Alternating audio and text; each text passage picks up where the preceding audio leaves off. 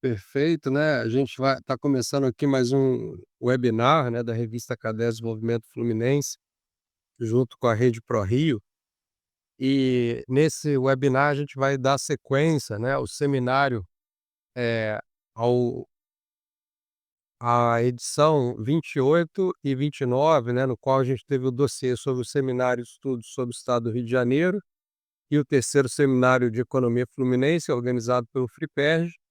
E a edição 29, né, Rio de Pesquisa, Estudos Estratégicos para o Futuro do Rio de Janeiro, que também tem, né, dentro da sua composição, artigos do dossiê que juntos, né, tá tendo algum eco aqui. Isso aí, Bruno, seu microfone. E que juntos, né, fizeram acho que a edição mais ambiciosa da história da Cadernos. Talvez Mauro, que faz parte aí da história da Cadernos, deve ter visto aí que acho que nunca teve uma revista com tantos artigos, assim, né, de qualidade, claro, e das mais diversas origens, né. A gente teve artigo não só da UENF, da UF, que são as que mais contribuem junto com a UERJ, mas a gente viu muita gente da Rural chegando mais próximo da revista. A gente viu, também muita gente de instituições, do estado, né, com o caso do CPDEC, né, o pessoal, do Centro de Pesquisa da Defesa Civil também participou do seminário. E, enfim, eu acho que essa articulação em torno do debate sobre o Rio de Janeiro, ela está rendendo frutos. E eu acho que esses espaços, né, como o que a gente vai ter hoje aqui para discutir mais o Rio de Janeiro, ele também, colabora nessa direção. E, enfim, hoje nós temos aqui presente, né, o professor Mauro Osório, da Faculdade Nacional de Direito da FRJ e do FRIPERJ, eh, a a professora, a Bianca é pesquisadora, né, Bianca? Pós-doutoranda, né, Bianca Vasconcelos, da Rural, né, Bianca? E a professora da FRJ, Renata Lebre Larrouvet. Temos aqui também o Bruno Sobral, né, professor, meu colega de departamento da Universidade do Estado do Rio de Janeiro, da Faculdade, de Economia. Também o Bruno Cabral, que é mestrando da UFRJ. E, também temos o Joilson, né, provavelmente está por chegar, né, não sei se ele ainda chega, e a Débora Cristina, a Débora é da Rural também, do Rio de Janeiro, não é isso? Da Faculdade de Economia. É mestranda, doutoranda? Tá graduando, mestranda? Recente do BBGE. Ah, legal. Então a gente vai começar, né, essa discussão hoje aqui sobre o estado do Rio pelo Mauro Osório, né, que um artigo em coautoria com Henrique Rabelo e Maria Helena Versiani, vai apresentar um artigo pensando o estado do Rio de Janeiro. Antes de passar a palavrinha para o Mauro, não sei, Bruno, você quer fazer alguma fala? Obrigado, Rodrigo, pela apresentação de todos, né? Então, é só reforçar aí minhas boas-vindas a todos, muitos velhos amigos, né? Então, o que mostra que, de fato, esse debate sobre o Rio de Janeiro, pelo que você mesmo frisou, né? Mas baseado nesses velhos amigos, né? Ou seja, está cada vez ganhando mais capilaridade, né? Então, ou seja, está se desdobrando, né? Essas contribuições, né? É claro que ainda há muito por fazer, né? O Mauro sempre é um vigilante cobrador da falta de reflexão organizada sobre o Rio de Janeiro, né? Eu aprendi essa frase com ele há muito tempo. Então, mas acredito que, enfim, que está indo nessa trajetória, nesse objetivo.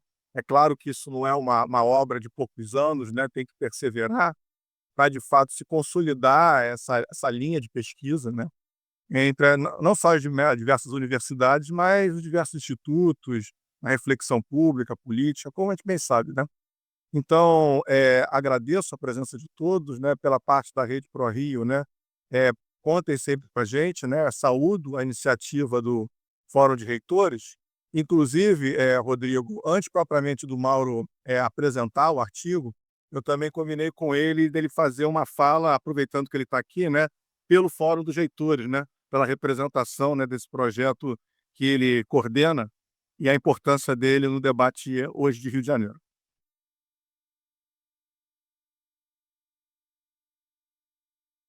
Microfone, Mauro.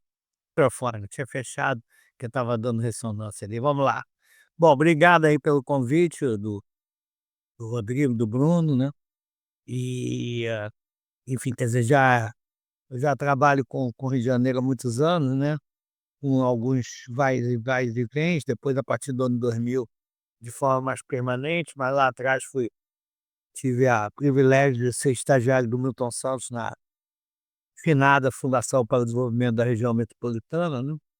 E é ali que eu resolvi priorizar a área regional, né?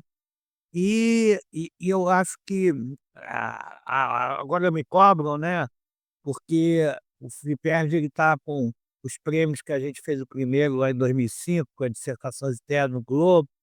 Depois eu propus ao Instituto Pereira Passos a presidir o conselho consultivo. A gente começou a organizar prêmios lá.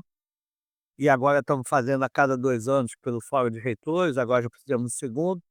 E, na verdade, agora, por exemplo, tiveram mais de 200 trabalhos inscritos, né, no prêmio, e também a gente teve mais de 200 resumos expandidos também inscritos. Então, as pessoas têm me cobrado: "Mas e aí, você vai continuar dizendo que falta reflexão, já que tem tantos trabalhos, né?" Agora, o que eu acho, e aí seguindo um pouco o que o Lessa já dizia lá nos Rios Todos os Brasis, né? Quer dizer, trabalhos mais de macro, que procuram fazer uma interpretação, quer dizer, mais organizada e mais ampla sobre o Estado do Rio de Janeiro, eu acho que ainda tem muito pouco, muito pouco. Existem muitos trabalhos tópicos, existem, enfim, quer dizer, mais assim, por exemplo, outro dia eu fiz uma provocação, nós fizemos uma reunião lá do Fórum de Reitores na Unirio, com os pró-reitores de extensão e de pesquisa, de todas as 10 instituições que fazem parte do FIPERJ, são todas as universidades federais estaduais, né? Os institutos tecnológicos, o Cefet e o Pedro II, que agora já tem 2 graduações e 2 mestrados. E eu realmente não conheço, se alguém aqui souber me manda, nenhuma dissertação ou tese que procura, na verdade, dissertações e teses analisando o governo Lacerda, governo Negrão, a gente tem, né? Mas, por exemplo, dissertações que analisem, procurem ter uma visão dos resultados do conjunto do primeiro governo Brizola. O Brizola tem muita coisa sobre o CF, mas do conjunto do primeiro governo Brizola, do governo Moreira, do governo Marcelo, do segundo governo Brizola e todos os demais, eu não conheço nenhum, nenhum. Então a gente ainda precisa realmente estar gerando massa crítica, ainda tem muito senso comum equivocado, né? O que não falta não é bem assim, né? Como já fiz alguns programas em que a gente trabalhava muito com isso. Em 94, né, se criou a tese ali da inflexão positiva, como se o Rio estivesse superando a crise. A gente sabe bem hoje que isso absolutamente não era verdade. Depois, ali em 2005, 2006, a questão do momento mágico, hora da virada, né, também não se concretizou, e eu, na época, já achava isso, né. Então a gente precisa realmente estar gerando a nossa crítica, continuar a discutir. Das viúvas do estado da Guanabara, né, Mauro, que você tá, né, em meia hora outra volta, né, a cada crise volta. Agora tem aí a proposta da discussão repaginada, né, que é o Rio segundo Distrito Federal, que na verdade o autor propõe que na verdade é acabar com Brasília, né, simplesmente é isso, porque ele quer que o Congresso volte para o Rio, né, ele propõe que a Baixada Fluminense, se quiser, pode ser cidade satélite. Quer dizer, São Gonçalo, o que vai fazer com São Gonçalo? A cidade do Rio de Janeiro voltaria a ter o privilégio tributário de ficar com todo o imposto municipal e estadual, enfim. Tem pé na cabeça, e essas coisas vão fazendo sucesso, né? Até porque eu acho que a gente precisa. Um outro dado muito, muito curioso, né? Com toda por exemplo, o Lessa fala que o Rio de Janeiro, Carlos Lessa, né, fala que o Rio de Janeiro assistiu inerte a ida da Embratur para Brasília, né. O Banco Central também saiu daqui, quer dizer, na Alemanha está em Frankfurt até hoje, né. Também não houve nenhuma. Primeira vez que eu vi o Estado de Janeiro fazer alguma defesa organizada com documentos foi no Galeão, e foi um sucesso. E o Galeão é importante não só para o turismo, mas também é importante para a industrialização do estado do Rio de Janeiro, né. Se não me engano, um terço do valor de comércio nacional ainda, em termos de valor, ainda é transportado via avião, né, então e está um sucesso aí o Galeão, e foi uma coisa que a gente conseguiu fazer com a forma organizada, mostrando que, do ponto de vista republicano, fazia todo sentido. Agora nós temos aí essa estrada de ferro 118, que para nós seria muito importante. Inicialmente ela estava prevista ir até o Açu, e talvez agora nem vá pelo Açu, até o Açu por lobby de outros estados. Longe de mim estar procurando que o Rio de Janeiro passe a ser provinciano, né.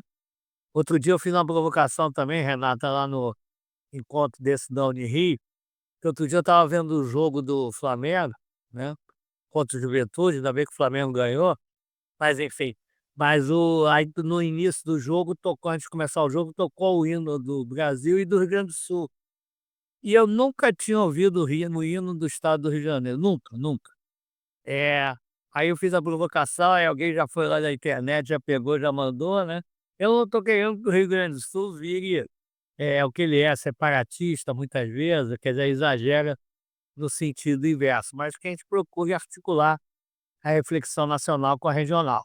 Quando o André Cigano era presidente da Assembleia Legislativa, ele criou lá uma assessoria fiscal, me convidou para dirigir, eu falei: "Olha, mas eu não quero só discutir a questão fiscal, eu quero discutir a questão do desenvolvimento, a questão fiscal vinculada a ela", e fomos para lá, fizemos vários trabalhos, e aí houve uma proposição de criar um conselho para repercutir esses trabalhos, o Bruno até fazia parte desse conselho também.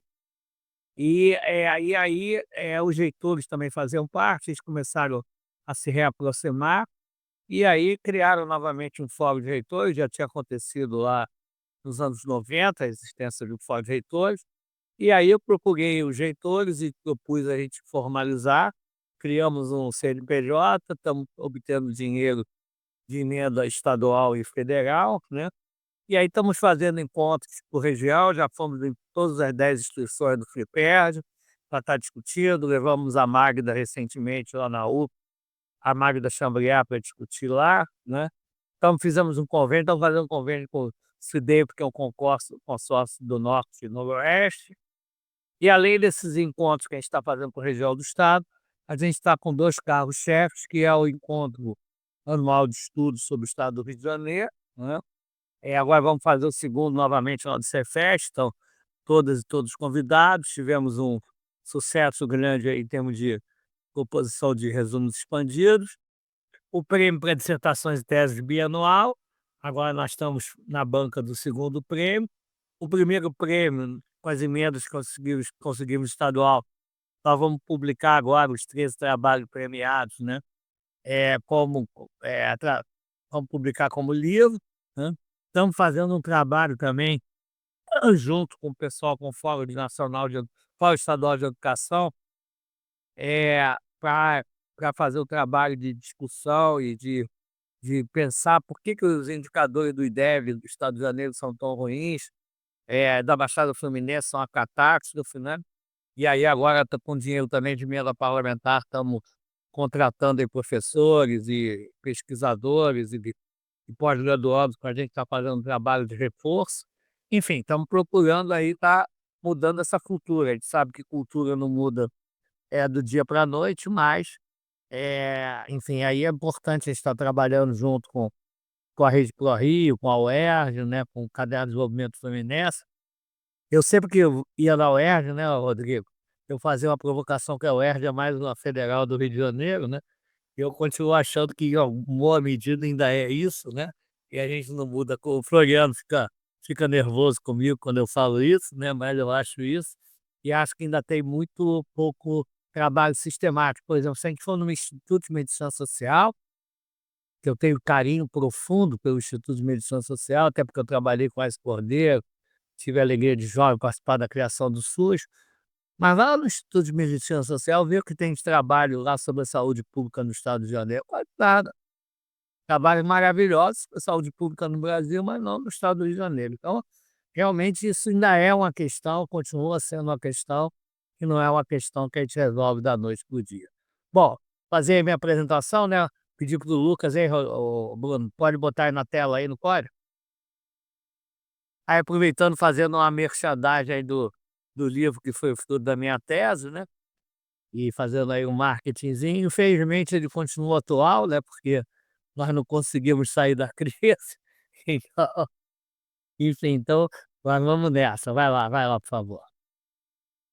Desculpem quem já conhecer esses dados aí, alguns deles, né? Mas sempre é bom, importante repisar. Quer dizer, a gente é a economia que menos cresce desde a consolidação da transferência da capital para Brasília, que aconteceu ali em 1970, perdemos 31%, 31,4%. Aliás, agora o Rio, junto com o Rio Grande do Sul. Rio Grande do Sul, até, se não me engano, é 31,5%. Então, o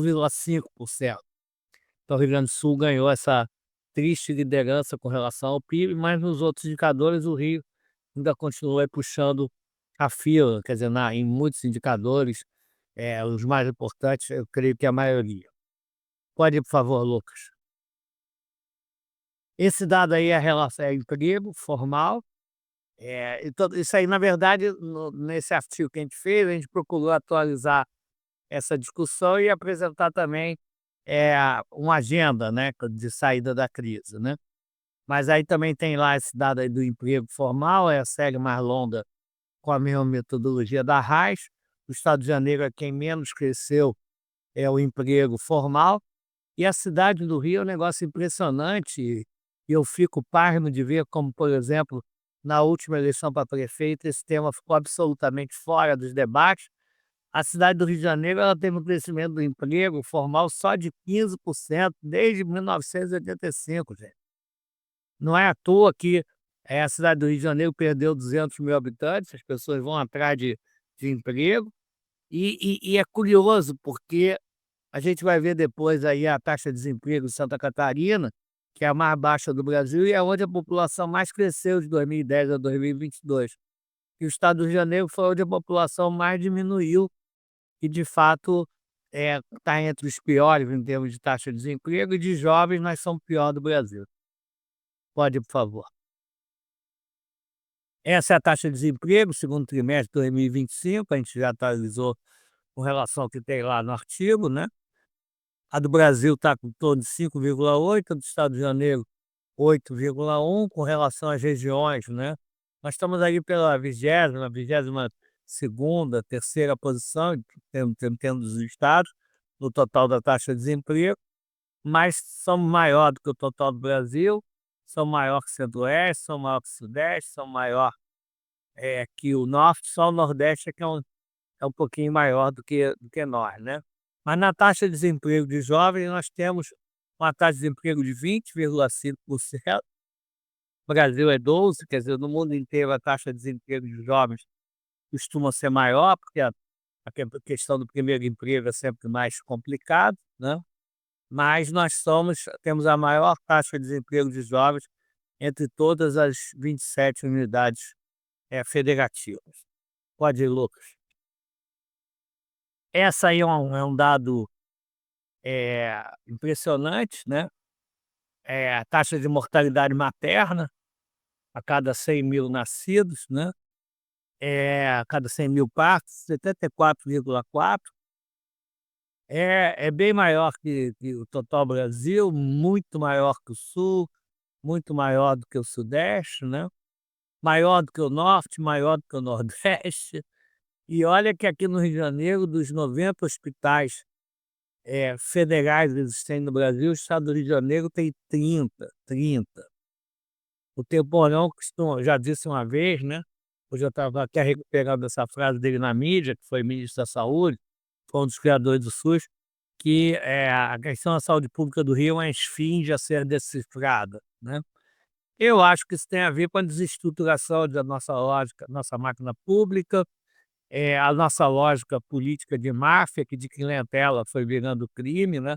Hoje a gente tem esse problema de crime no Brasil inteiro, mas em termos de território controlado por milícia ou tráfico, o Rio de Janeiro ainda é líder. Isso aí o grupo lá do Daniel Hirata, lá da UF, mostra isso com clareza. E a área de saúde é uma das áreas que tem custeio mais complexo, gestão mais complexa, saúde pública, mas pode estar sendo fruto de corrupção. Então, não me parece, e esse dado da taxa de mortalidade materna não é o único.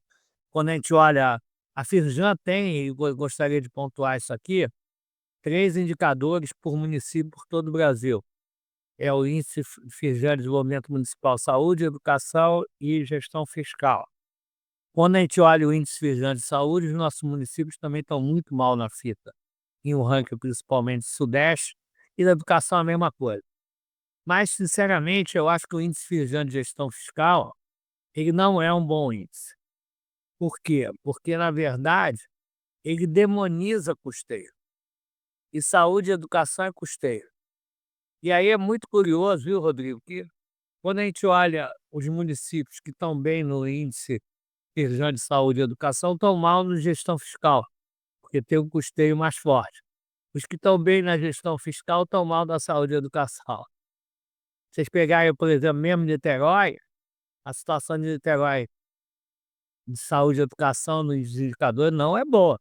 E Niterói foi o primeiro colocado no índice de gestão fiscal, também porque também tem royalties, né?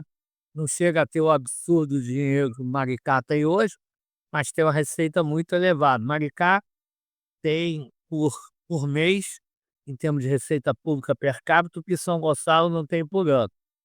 É claro que eu sou contra a forma como São Gonçalo recentemente tentou pegar recursos, né, de Niterói e de Maricá, com uma argumentação que não faz nem pé nem cabeça, mas essa questão dos royalties é uma desigualdade muito grande internamente, assim, às vezes o município e o município do lado, então precisa ali no leste metropolitano ter uma política integrada, articulando os primos pobres e os primos ricos. A prefeitura de Maricá e Niterói até estão se dispondo a fazer isso. Na época do Witzel estavam querendo fazer, mas o Witzel não apresentou um plano de trabalho, e aí, na verdade, os prefeitos de Niterói e Maricá ficaram com medo do dinheiro ir para o ralo. Mas pode ir, por favor. Esse é o IDEB do ensino médio, nós estamos na penúltima posição. Então, tudo isso mostra uma desestruturação muito grande também da máquina pública no estado do Rio de Janeiro, né? E uma lógica particularmente clientelista, desestruturante, que em boa medida virou máfia, né? Basta ver, tem 2 filmes bem interessantes, Vale Escrito, né, e Lei da Selva. Quem ainda não viu, acho que vale a pena ver, principalmente Lei da Selva, que tem um deles que é o menos conhecido. Agora estou meio confuso se é Vale Escrito, se é Lei da Selva. Acho que Vale Escrito é que é mais conhecido, Lei da Selva é até melhor, e mostra muito o marco de poder, como a gente costuma dizer. Eu, o Henrique e a Maria Helena, nos artigos que a gente tem feito, fizemos um até para a UERJ, né, especificamente sobre isso. Pode, por favor. A situação, que já era ruim, piorou a partir de dezembro de 2014. Por conta da queda do barril do petróleo, que naquele momento caiu a 1/3, o fim dos mega eventos, que estavam gerando muito emprego na construção civil, a Lava Jato, que também prejudicou particularmente o estado do Rio de Janeiro. Mas aqui eu faço uma pontuação. Eu acho que mesmo se não tivesse tido a Lava Jato, o Comperj não teria saído. Na época, quem trabalhava junto com a Petrobras, na petroquímica, era a Braskem, e eu tive uma conversa com eles me disseram que enquanto não dobrasse a planta que eles têm em Campos Elíseos, eu e o Bruno até tivemos a oportunidade de visitar lá Campos Elíseos, discutindo lá com eles. Enquanto eles não dobrassem aquela planta, eles não iam entrar no Comperj. Então eu acho que o Comperj, mesmo sem a Lava Jato, não ia acontecer. Então isso mostra como o debate no estado de Janeiro é desarrumado, às vezes é absolutamente sem sentido, e que a gente ainda precisa arrumar isso melhor. Mas a gente vê aqui que de janeiro de 2015 para cá, com todos os problemas, Covid, desgoverno Bolsonaro, o Brasil gerou quase 8 milhões de empregos. E o estado do Janeiro ainda gerou uma quantidade muito pequena, 104, e a cidade do Rio tem uma queda de 63 mil empregos. Ou seja, tem um número de empregos menor do que tinha em janeiro de 2015. Então, essa crise, na verdade, se aprofundou. Pode falar. Para nós aí, muito sinteticamente, né? Vai passando um a um, por favor, Lucas. Não, volta. Isso. Bota primeiro, por favor. A transferência da capital sem justas compensações, quando mudou a capital de Bonn para Berlim, né? Houve quase metade dos ministérios ficava em Bonn. Aqui a gente não teve praticamente compensação nenhuma. O Juscelino deu algum dinheiro ali, mas pouco, mas também a gente não pediu. Até porque a gente não achava que Juscelino ia fazer Brasília, depois não achava que ia ter no prazo, depois não achava que ia consolidar. O governo Carlos Lacerda é todo na hipótese de que Brasília não se consolidaria, o governo continuaria a capital de fato. Então isso é um ponto, e a gente não botou nada no lugar, pode ir muito pela carência de reflexão regional, né? Você tem muitos equívocos, tem muito senso comum equivocado. Teve uma vez que eu estava almoçando com o Lauro Jardim, jornalista do Globo, e ele me disse que o Arthur Lira tinha dito para ele que a maior parte dos empregos formais na cidade do Rio de Janeiro é emprego público. Na verdade, está em torno de 20% o emprego público em relação ao emprego formal na cidade de Janeiro. No estado de Janeiro, onde tem estrutura produtiva privada, ainda é a cidade do Rio de Janeiro. Então, não falta ainda senso comum equivocado. Pode ir.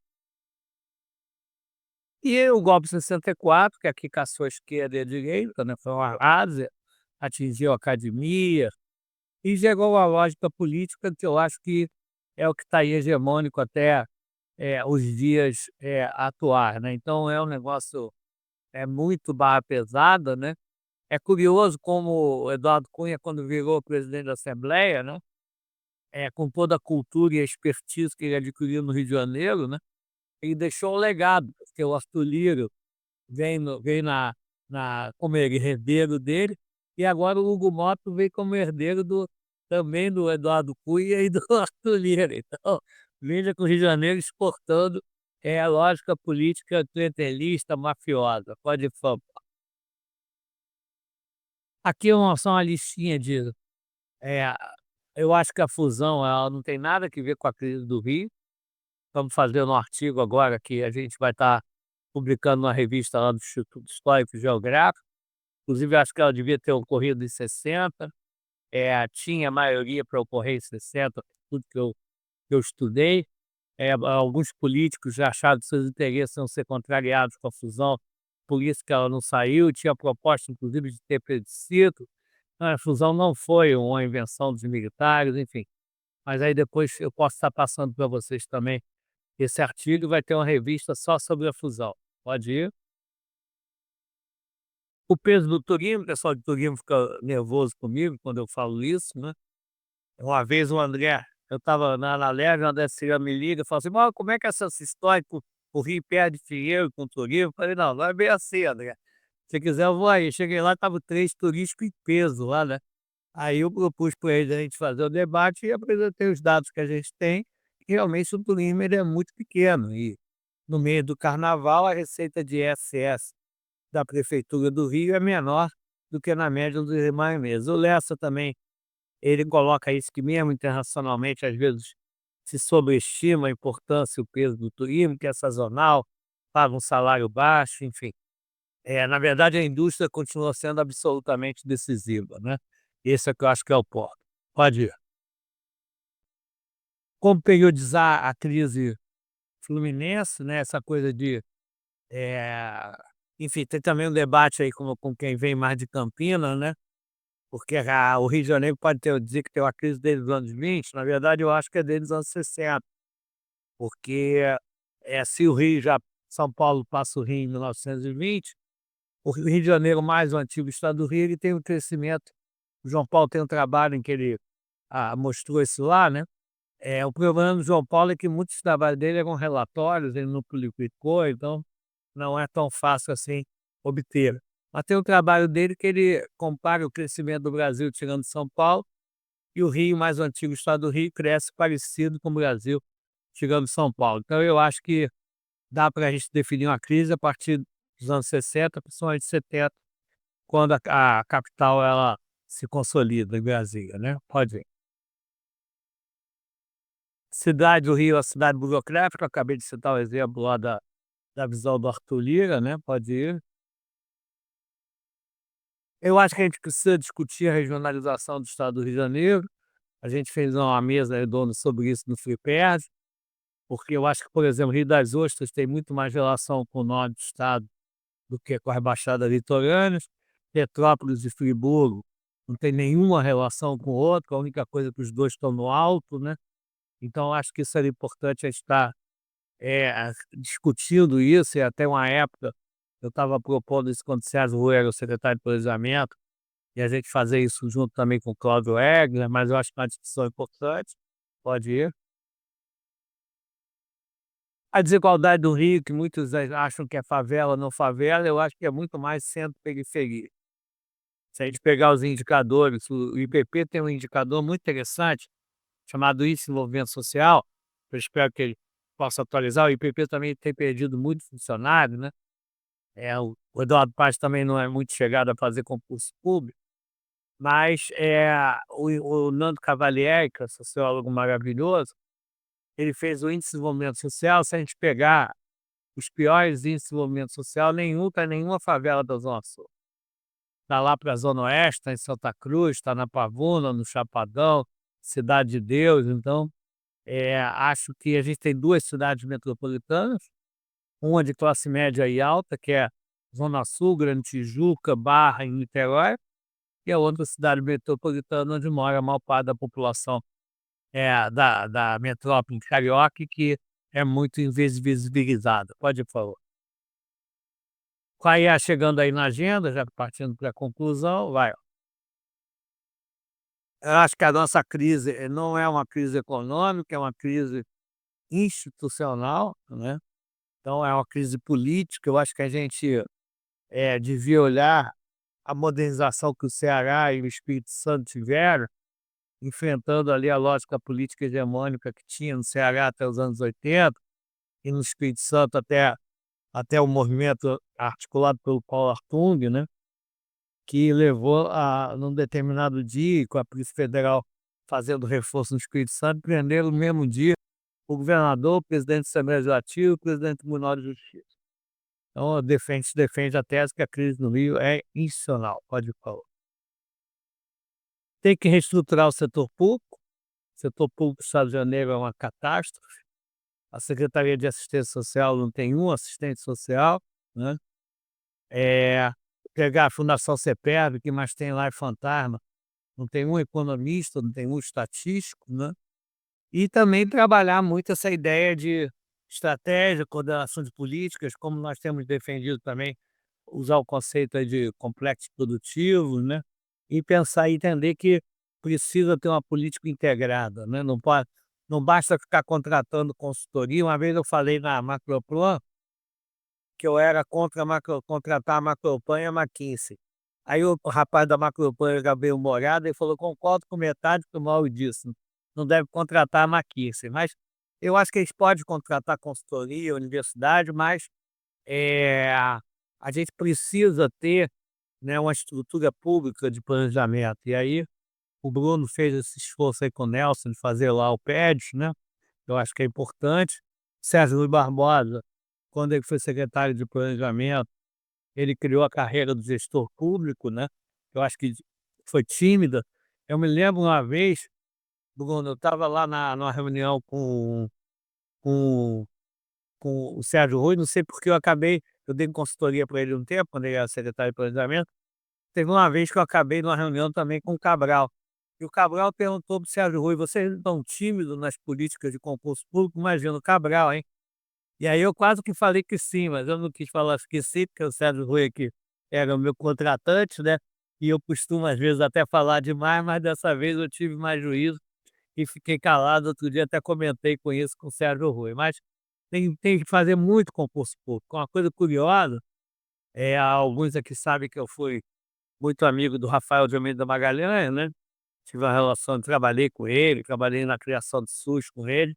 Uma vez eu perguntei para ele qual a principal herança do governo Lacerda, governo de direita. O que que ele me disse? Concurso público. Então, continua sendo absolutamente vital ter concurso público. Pode ver. Planejamento como rotina, integração do plano plurianual com os PPAs, plano diretor, lei orgânica, ou seja, usar as estruturas institucionais de planejamento, pode ir. Tem que discutir essa questão da crise fiscal, reforma tributária, né? O Pacto Federativo, a gente tem realmente injustiças com o Estado do Rio de Janeiro, e aí a gente precisa estar discutindo isso, né? Às vezes as pessoas acham que o Rio é um playboy, né? Que tem um pai rico que nunca nenhum dinheiro dá, né? Mas tem que avisar os outros estados que o Rio já, já abusou tanto disso que o pai já não é mais rico, né?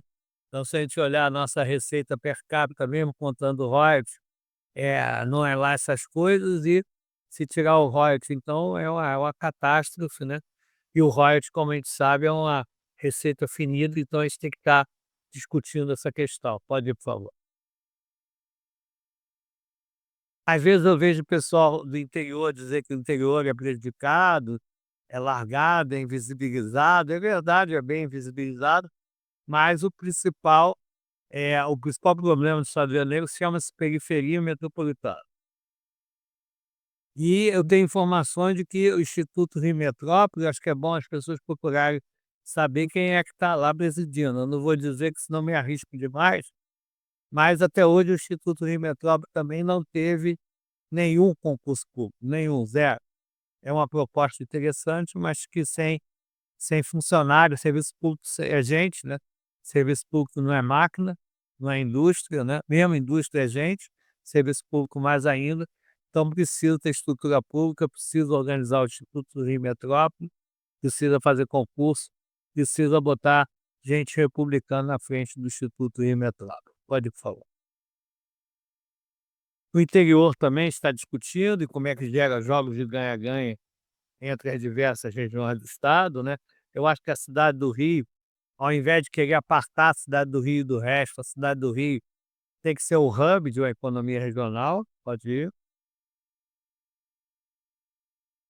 Essa ideia de orçamento territorializado é uma coisa que eu não conheço em lugar nenhum no Brasil, mas é uma ideia que é interessante, até porque as regiões onde não mora a classe média rica acaba sendo invisibilizada.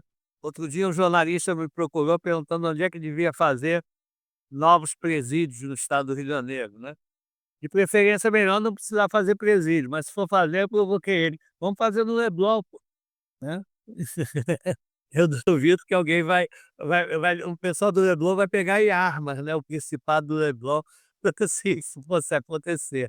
Mas pelo menos essa questão ia estar mais presente, né, na cabeça de quem decide, né. Eu me lembro que uma vez o Chagas falou para alguém que o PIB brasileiro morava ali na lagoa, então tinha que tomar cuidado de cuidar bem da lagoa. E eu me lembro também do secretário do Eduardo Paes, o Eduardo na época muita gente ainda trabalhava no centro, e ele deu um conselho para ele: "Uma coisa que não pode faltar na conservação da cidade do Rio é a grama do aterro da Alta, porque a elite passa de carro ali todo dia, né, e já vai falar mal dele se vê". Eu não conheço nenhum jornalista que mora em Japeri ou no Chapadão, então a gente precisa estar discutindo mais também o gasto do ponto de vista do território.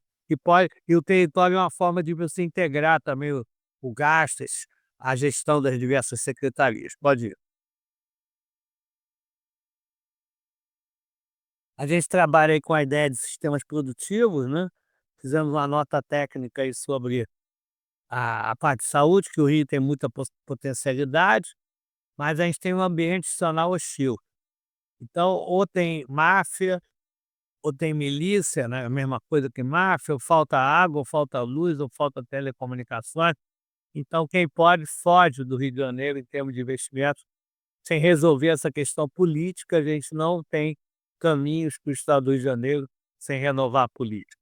Petróleo e gás, às vezes eu vejo as pessoas dizendo que o Rio está muito concentrado. Nós fizemos uma nota técnica lá na Alerj, a gente descobriu que 70%, 75% dos fornecedores da Petrobras estão fora do estado do Rio de Janeiro. Então a grande diferença do estado do Rio de Janeiro e Santa Catarina é que Santa Catarina tem uma estrutura produtiva integrada, tem grandes empresas e tem uma taxa de desemprego só de 2,1%, né? Tem grandes empresas, mas também tem as cadeias produtivas. Então, no Rio, a própria Petrobras é um enclave no estado do Rio de Janeiro, né? A Rio Polímeros, quando eu e o Bruno tivemos lá em Campos Elíseos, ele perguntou se tinha ido indústria de plástico para lá, eles disseram que nenhuma. Aí nós perguntamos para o secretário de desenvolvimento que estava lá, que falou que tinha mandado carta para 300 indústrias de plástico. Aí eu perguntei, vai botar onde? Ele falou, não sei. Aí eu perguntei, por que que não põe em Xerém? Ele falou, não, porque lá telecomunicações é vagalume. Então, nós temos pregado que a periferia metropolitana precisa de um New Deal, um grande investimento integrado em infraestrutura. Tem um bloco de atividades que é importante, que deve ser pensado assim. Aí eu, o Bruno, o Henrique, outras pessoas fizemos um trabalho sobre as atividades indutoras do setor serviços, né? E aí a gente tem trabalhado muito com a ideia de atividade indutora e induzida, né?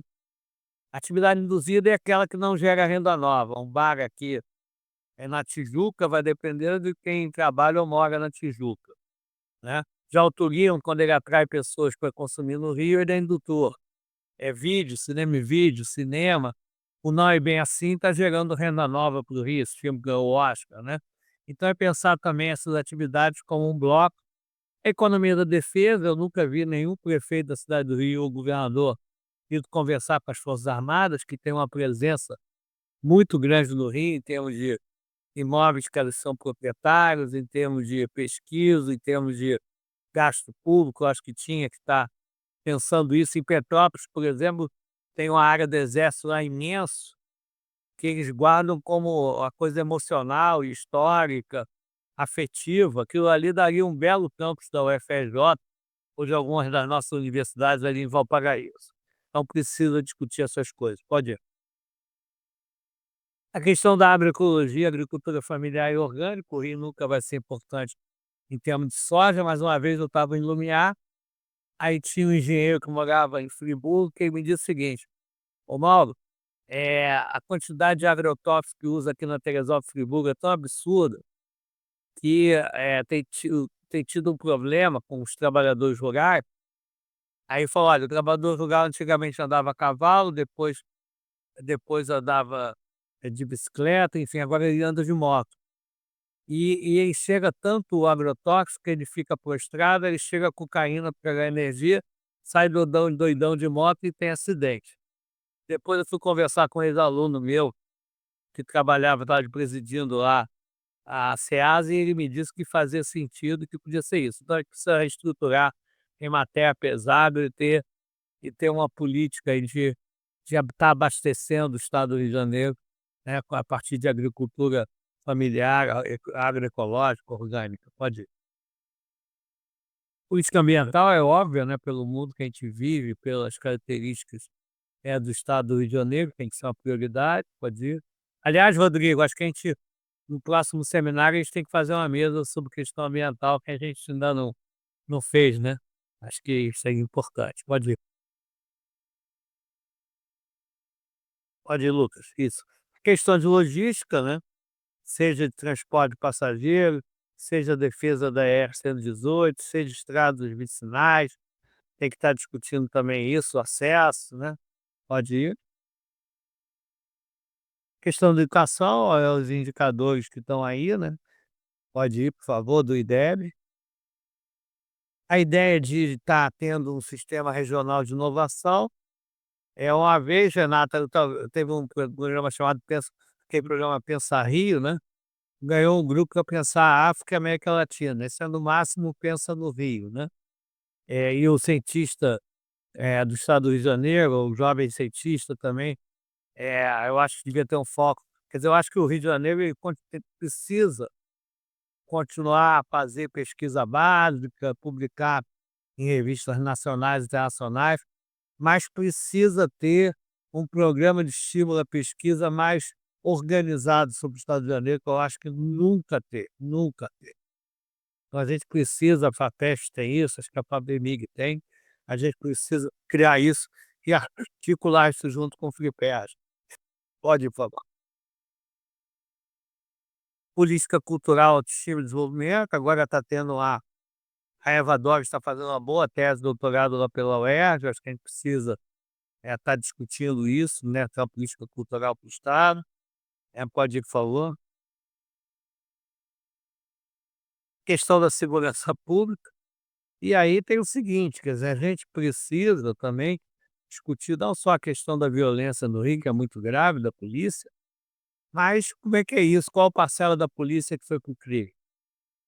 O Chico Vargas, em 2006, ele fez um artigo no site No Mínimo, ele citava lá todos os políticos que tinham receita, porque a minha filha foi da polícia civil, uma vez ela falou: "Hein, Pardinho, toda delegacia de polícia tem uma receita e tem um dono, vou te mandar um artigo".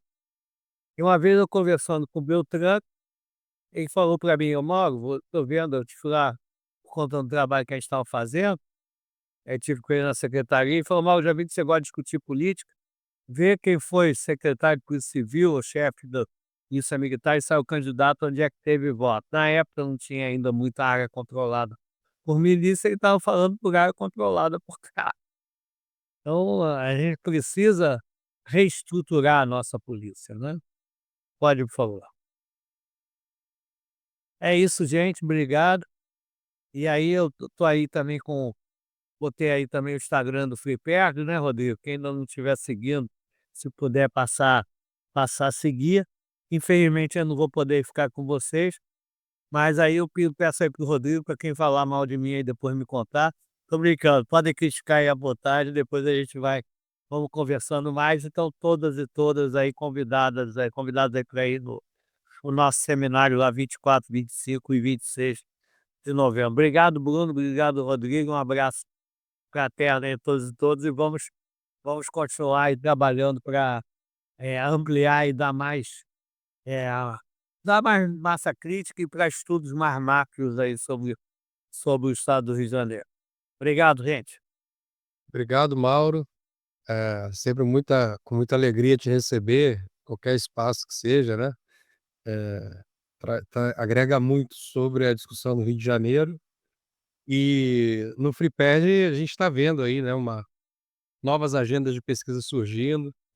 Essa questão da territorialização do orçamento é um tema muito caro também que eu tô explorando. Depois quero conversar com você sobre isso. Sei, sei.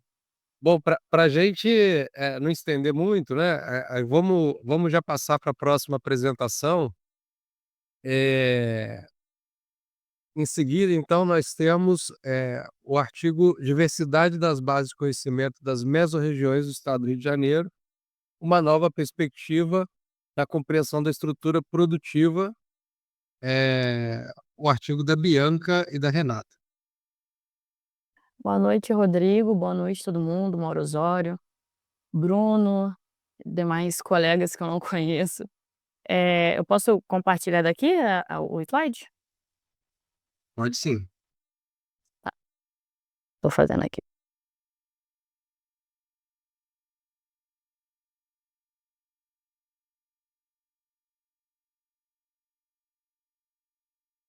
Coloca no modo apresentação, Bianca. Eita. Bianca. Oi? Coloca no modo apresentação, Sim, assim. Bianca. Tá.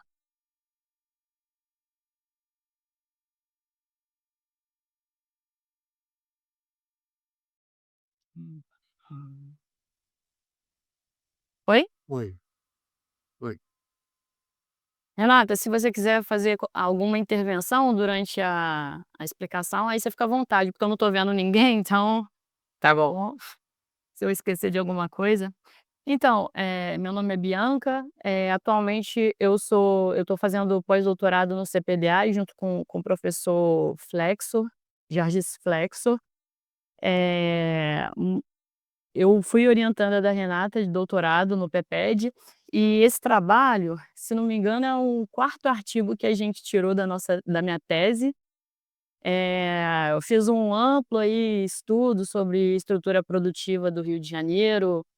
A princípio eu pensei em complexidade econômica regional, mas eu percebi que essa parte do conhecimento não era muito explorado a fundo na teoria da complexidade, e a Renata me apresentou alguns autores, da geografia econômica, e a gente conseguiu desenvolver aí, fazer, né, uma interlocução entre essas 2 diferentes abordagens. Então, na verdade, esse artigo, ele é uma parte de um capítulo da minha tese, né, que a gente conseguiu explorar bastante coisa na minha tese.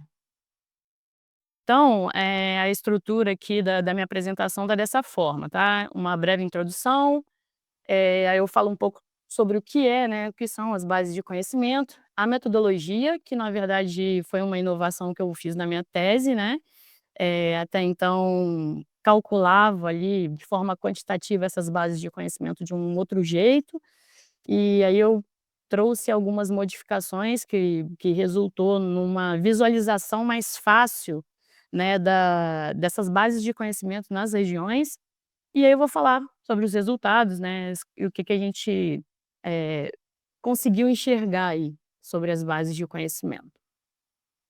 Bom, então, a motivação, né, dessa parte da minha tese, desse artigo específico, é analisar a estrutura produtiva por uma outra perspectiva, né, a do conhecimento. A gente trabalha é muito comum, a gente trabalha com estrutura produtiva, vendo, dados de emprego por setor, produção, VAB, e a questão do conhecimento, a Renata trabalha, né, mais com esse tema, inovação e tudo mais, é um ponto atual e muito debatido e, assim, a gente tentando explorar e quantificar para tentar entender como é que esse conhecimento ele está distribuído, né, nos lugares. Mesmo porque, partindo de uma perspectiva até da complexidade mesmo, para se produzir precisa ter o conhecimento.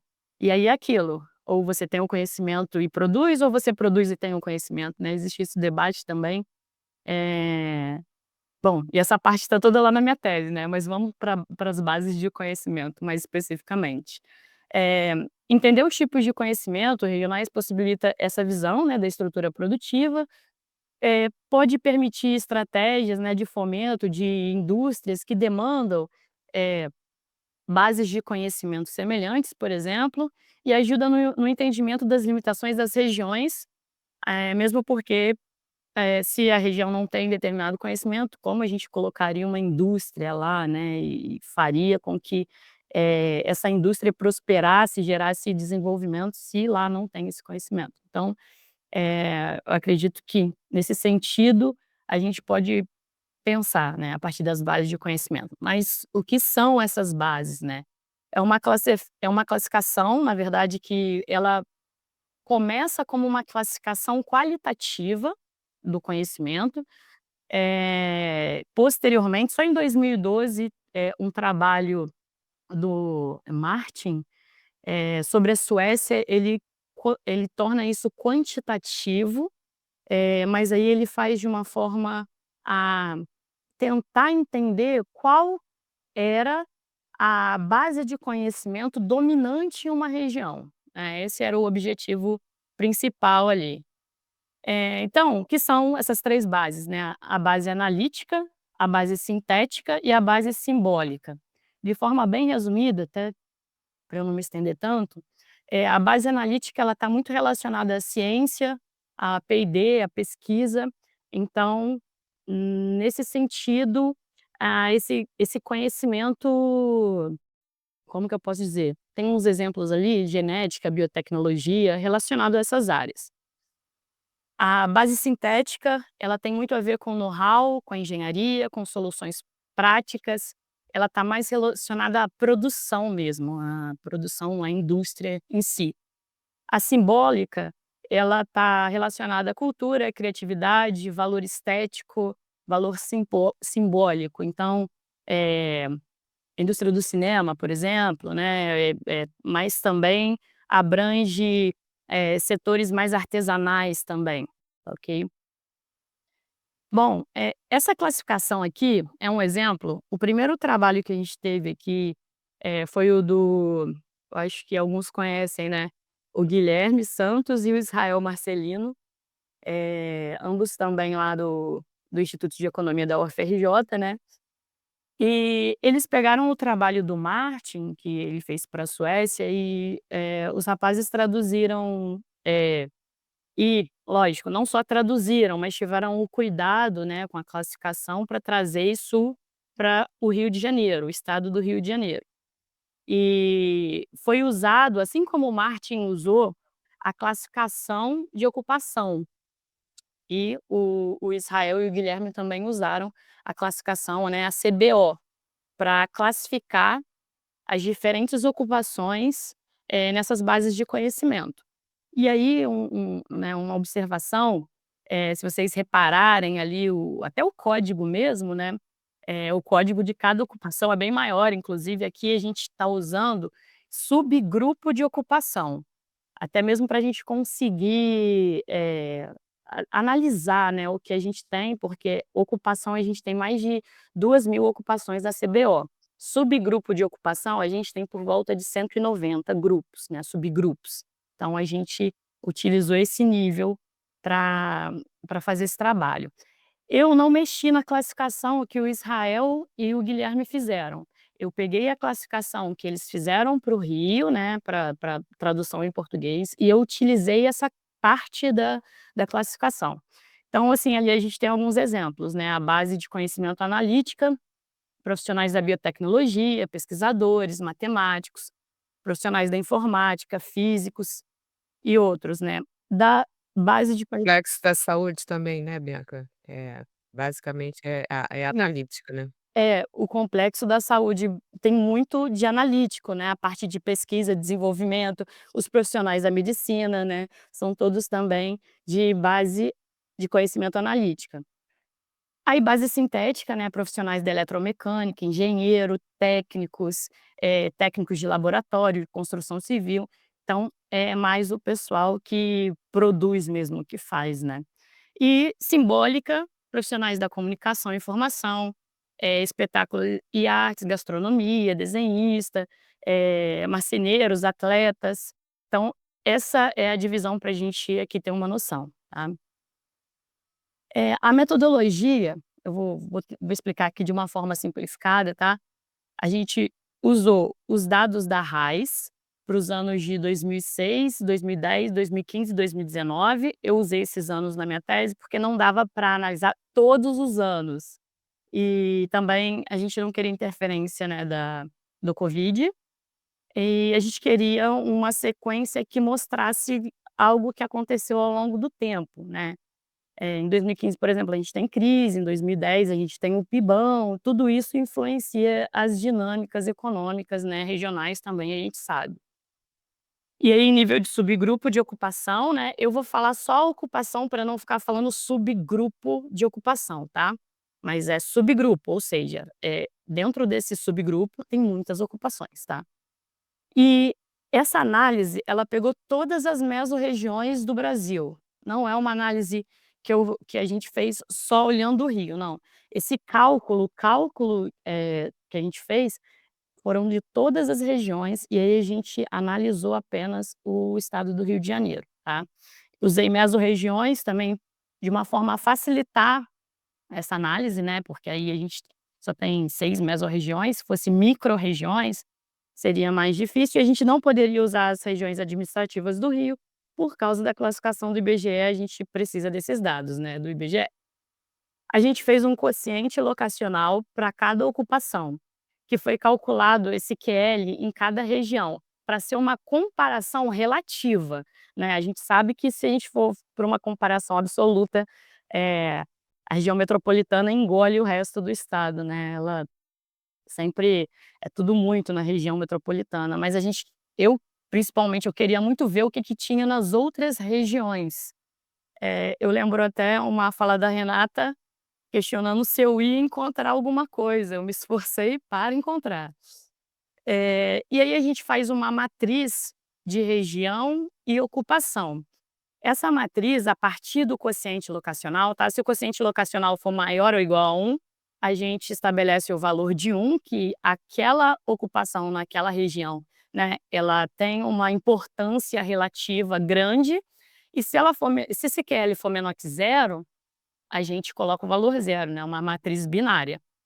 E aí a gente cria uma matriz, região ocupação, e aí a gente sabe quais ocupações têm maior, impacto, têm maior peso nas regiões, tá.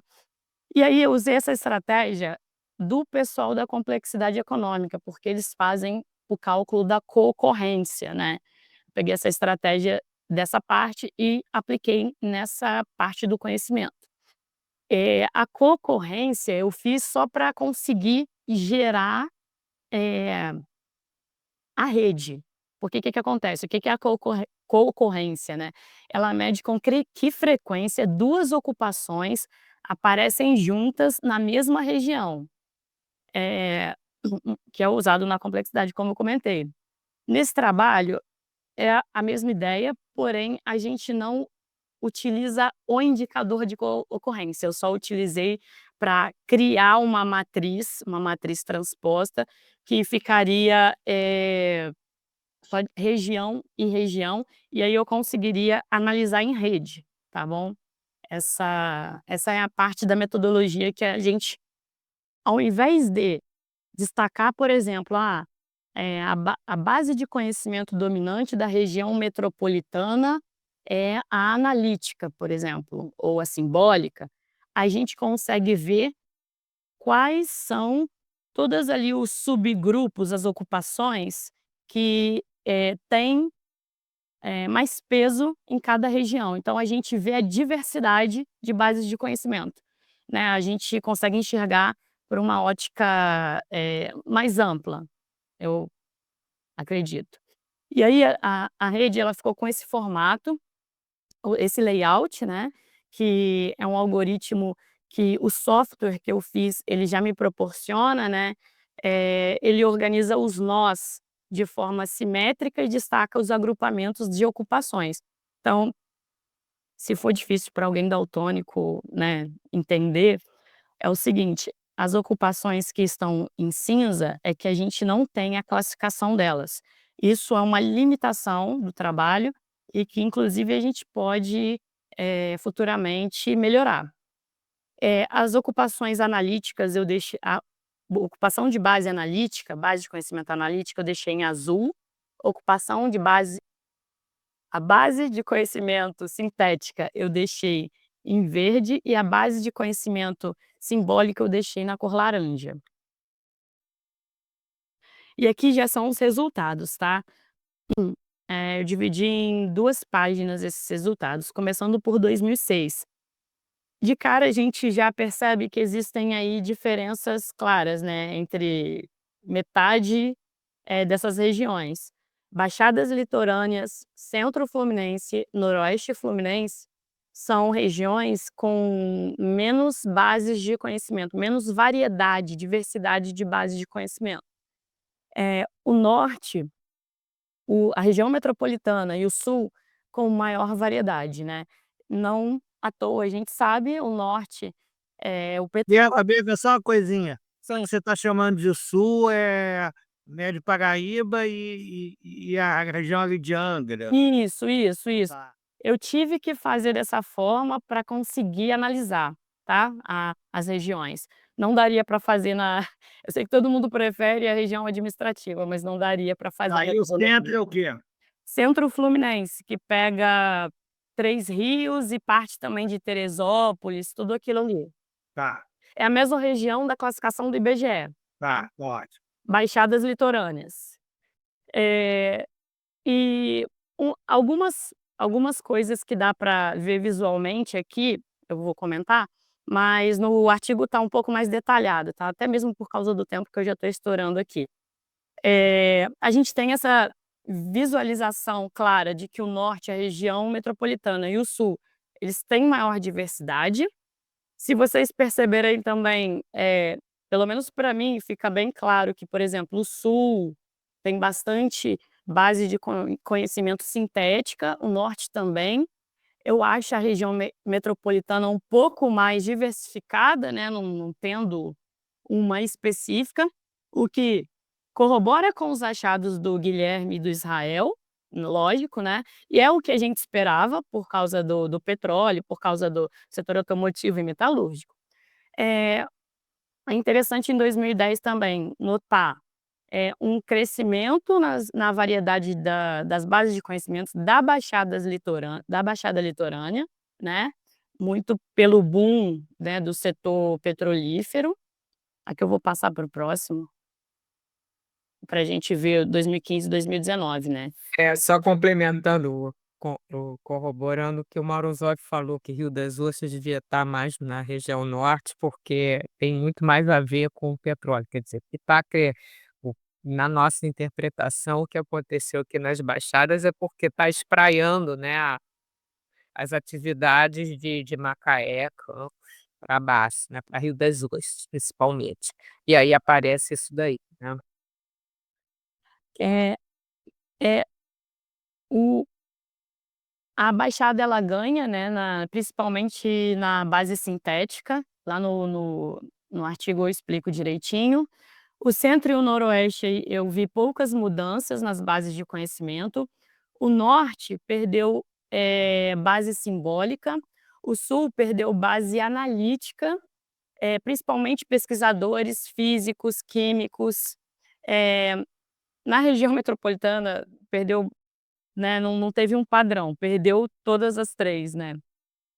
Mas todas as regiões elas possuem, ali aparece destacado, né, eh, a base de conhecimento, que é analítica, que é a parte de médico e profissionais da medicina, o que é um ponto também interessante. Lembrando, eu estou comparando a todo o Brasil, não é só Rio de Janeiro. A análise é sobre o Rio, mas é o que o Rio tem em relação a todo o Brasil, né.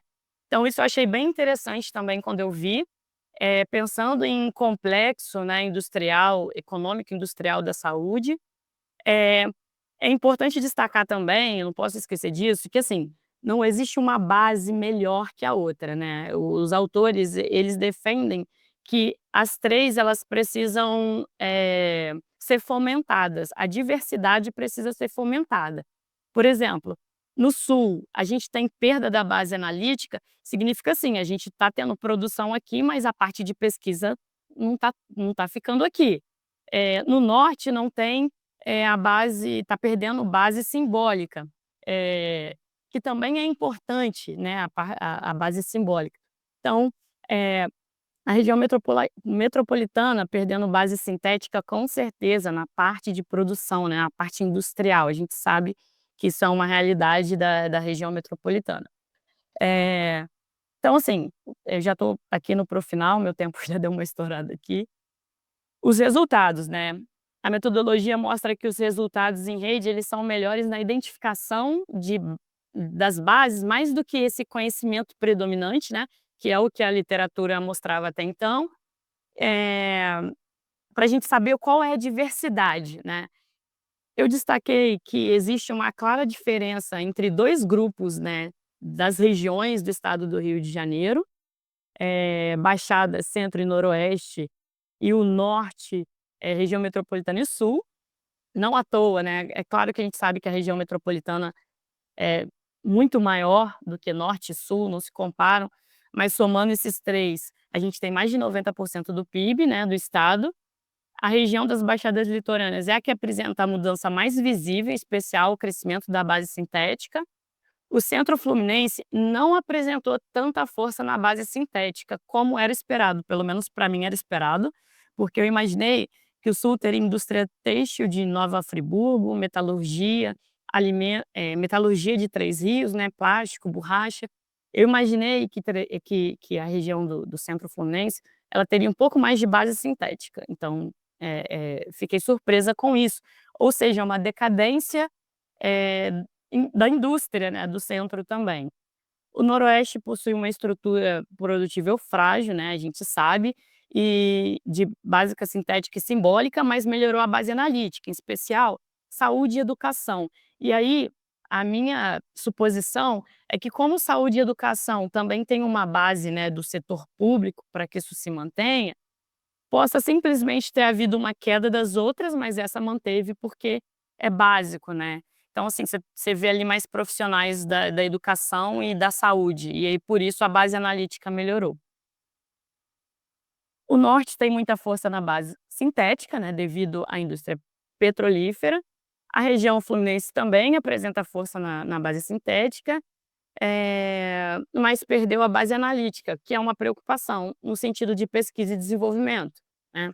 A região metropolitana é que possui a maior quantidade e variedade de ocupações. Como eu comentei, a classificação das bases ela tá limitada. A gente poderia ampliar essa classificação para cobrir, né, a maior quantidade de subgrupos de ocupações. Mas, passou por perdas de concentração ocupacional em todas as bases, né, no período observado. E outro um destaque também, né, a base simbólica do noroeste é muito diferente da região metropolitana. E isso é, assim, é até uma questão que a gente pode refletir para futuras modificações na classificação da base simbólica. Por quê? No noroeste fluminense, a gente vê trabalhos artesanais, enquanto na região metropolitana é um trabalho, é uma base simbólica relacionada à produção audiovisual, cultura, entre outros. Então, são bem distintas, né.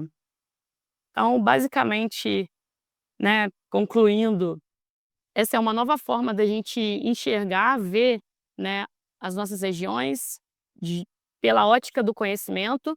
Eh, Temos ainda várias limitações da classificação, eh, de olhar por mesorregião, ampliar essa forma de de contabilizar, né, de quantificar, mas, esse foi um primeiro passo para a gente conseguir ter esse retrato pela ótica do conhecimento. Então, eu acho que é isso. Quer acrescentar alguma coisa, Renata? Não, só que justamente, eu acho que a abordagem da ótica do conhecimento, ela é interessante, principalmente quando a gente pensa em estratégias de, desenvolvimento regional voltado para o aproveitamento das ocupações já existentes. Isso para o caso da região norte, por exemplo, é fundamental, porque o petróleo está se esgotando, né. Então, quer dizer, a gente já saber que existe lá ocupações, né, em engenharia, né, então como reconverter, né, essas ocupações, esses empregos, para que não haja depois uma decadência acelerada da região quando o petróleo esgotar, por exemplo. Então acho que tem muito, é um planejamento, né, pra não apenas para instigar a variedade, mas também, permanência e, reaproveitamento, né, de ocupações que já são existentes. Acho que é por aí. Eu não sei se eu coloquei no meu artigo, acho que eu coloquei na minha tese, que quando eu estava, olhando os dados, né, uma reflexão também, um ponto que me chamou a atenção é que, assim, algumas, bases de conhecimento, né, alguns subgrupos que estavam em destaque ali, né, no norte fluminense, também estavam em destaque no sul fluminense. Ou seja, esse conhecimento de base sintética, ele pode ser reaproveitado para outras indústrias. É um conhecimento que, né, pode, como a Renata disse, com a queda aí do petróleo, né, a gente não sabe quando, mas pode ser reaproveitado para outras indústrias, outros setores. Também foi um ponto que eu pensei, assim, que eu vi de semelhança entre sul e norte. Então, é isso, gente, aqui minhas referências. Obrigado, Bianca. É realmente muito interessante. Vou passar agora a palavra para a próxima apresentação. Eh, Quem vai apresentar o Bruno Sobral ou Bruno Cabral? É o Bruno Cabral? Vai ser o Cabral, mas eu vou fazer uma introdução breve. Mas, Cabral, você está aí? Oi, tô sim, pessoal.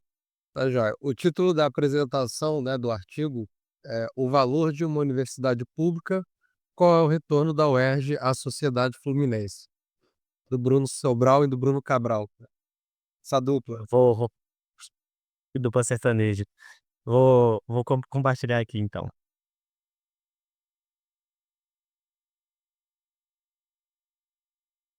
Enquanto o Cabral está compartilhando, eu já vou rapidinho fazer uma fala para não perder o tempo da apresentação dele.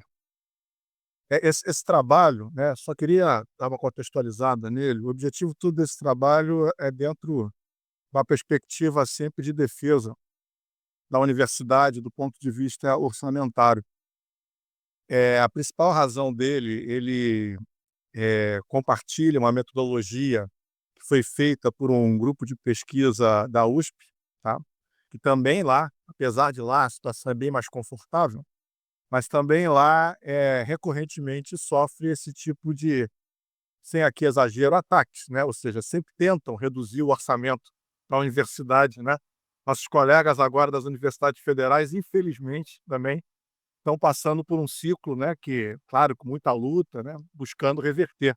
Mas também o que era para a gente um problema reservado para a esfera estadual, agora também, né, tem esse desafio que mostra, então, que a questão não é ser federal, ser estadual, é, de fato, uma forma de entender o modelo de financiamento das universidades e entender ela como uma instituição pública, né? Ou seja, que dar orçamento para a universidade é tão importante quanto dar para a área de saúde, a área de segurança, né? As principais áreas, a infraestrutura. Mas o ponto é que, e aí rapidinho aqui, o ponto é que recorrentemente se questiona o quanto que a universidade é cara, né? Vocês já devem ter visto isso em diversas matérias de jornal, né? Colocando sempre a universidade como uma coisa que ela poderia ter outras formas de financiamento, que ela é cara, que, enfim, que ela poderia usar a expertise de conhecimento dela para vender esse serviço para o mercado e lá, né? Muito blá blá blá. E a gente, com esse trabalho, né, tenta reforçar o argumento de que a universidade ela dá retorno econômico, não apenas social, não apenas científico. Ela dá retorno econômico para o desenvolvimento do Estado do Rio de Janeiro por apenas um recorte, né? Não fizemos, evidentemente, recortes do ponto de vista da produção científica, mas apenas um recorte sobre a sua atividade básica, que é a formação de estudantes. E a partir disso a gente viu que com as remunerações dos egressos, ou seja, daqueles formados na universidade, né, em algum curto período de tempo, o valor que esses egressos têm trabalhando no estado do Rio de Janeiro, né, ou seja, eles são compatíveis com o orçamento da universidade. Ou seja, a cada ano, o que ela forma de alunos e quanto ele estimula, gerando remunerações, como a gente bem sabe, a maioria de alta produtividade, né, e por isso são mais remunerados, né, tem remunerações mais altas, né, esse salário seria compatível com o valor dos orçamentos. Né? Então, de modo que o que a gente está querendo dizer aqui, que apesar de, evidentemente, a gente não tem como estimar, né, uma correlação que a gente vê cada etapa, né? Ou seja, quando o aluno sai, para onde ele trabalha, quanto que gera aquela empresa ou a instituição que ele trabalha, né? Mas só pela questão salarial, né, que até no pensamento neoclássico chama isso de capital humano, né?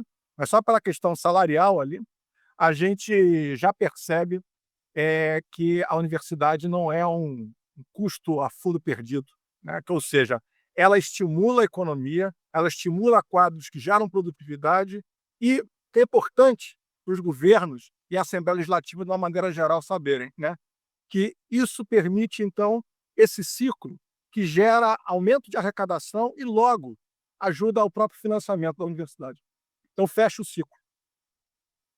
Ou seja, ela estimula o PIB, ela estimula a produtividade, que aumenta o PIB, e esse aumento de PIB aumenta a arrecadação, que é aonde é o financiamento dela. Então faz todo sentido.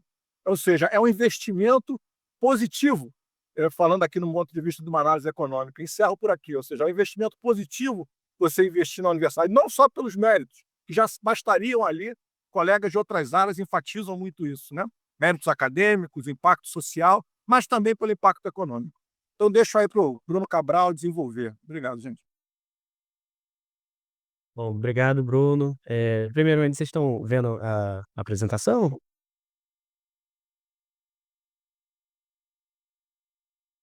Vocês estão me ouvindo, pessoal? Estamos sim. Ah, tá. Então, começar aqui primeiro agradecendo pela oportunidade. É sempre bom estar aqui, retornar, né, poder apresentar novamente meu trabalho. Eh, Agradecer ao professor Bruno, Rodrigo, professor Mauro Osório, todo mundo aqui, professora Renata que está aqui, e cumprimentar todos que estão aqui presentes. O professor Bruno já deu uma grande introdução desse trabalho, né, e qual foi o motivador e a justificativa desse trabalho. Então, falando um pouco da introdução, a universidade no Brasil ela é implementada, em um modelo vertical, de cima para baixo, e a consequência direta disso foi o desprestígio tanto pela sociedade civil quanto pelos governos, né. Então, comumente, quando o Estado ele passa por uma crise financeira, por exemplo, então sempre aparecem sugestões para reduzir o orçamento da educação superior pública, né, a gente vê isso constantemente na mídia. E sempre com aqueles questionamentos, né, sobre eficiência e eficácia dessas universidades, né. Então a gente teve a crise financeira que, abalou o estado do Rio de Janeiro entre 2014 e 2016, e a gente teve a UERJ, né, como epicentro de cortes e contingenciamentos. Então, justamente o objetivo desse trabalho, ele é justamente calcular a produtividade, né, que a UERJ agrega nos seus alunos nesse processo de formação. Então, a gente entende que a universidade pública, ela tem 3 principais, atividades, né, que é ensino, pesquisa e extensão, e nesse trabalho a gente está vendo só recorte apenas do ensino, ou seja, a formação de mão de obra. Então, a relação universidade e Estado, né. O Estado ele foi responsável por introduzir a universidade aqui no Brasil, e isso remonta desde a chegada da família real portuguesa aqui no Brasil.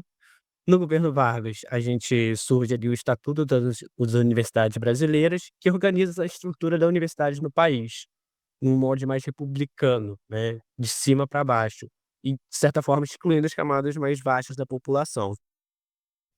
Alguns autores defendem que essa relação ela é pendular. Ora ela incentiva a pesquisa e educação, ora ela assume políticas privativas excludentes. Ah, Novamente, como eu falei, o entendimento que a gente tem, né, das 3 funções básicas, da universidade. Mas destaco também, né, que a universidade ela também pode assumir outros papéis, por exemplo, na saúde, né, com os hospitais universitários. Então, a gente entende que o processo orçamentário de um ente federativo, ele é o auge da prioridade que a sociedade, que elege aquele governo, né, confere às atribuições do Estado. Então eu vou trazer aqui rapidamente 2 tabelas para mostrar um comparativo, né, com o estado do Rio de Janeiro e com o estado de São Paulo, levando em consideração que os 2 estados possuem uma lógica diferente de financiamento das suas universidades públicas, do seu ensino superior público, né. E aí aqui nessa primeira tabela a gente vê as despesas por funções selecionadas no Rio de Janeiro em 2015 e 2018, e a gente vê ali que com o ensino superior em 2015 o valor de gasto per capita era 25,80. Em 2018 caiu para 16,61. Já em São Paulo a gente vê valores completamente diferentes, né, em 2015 124,28, em 2018 uma pequena queda para 128,58.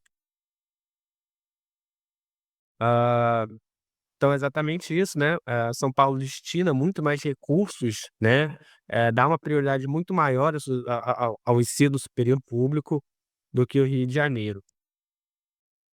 A gente tem também, aqui no Rio de Janeiro, a instituição do decreto 22.939 de 97, que institui a conta única do estado do Rio de Janeiro.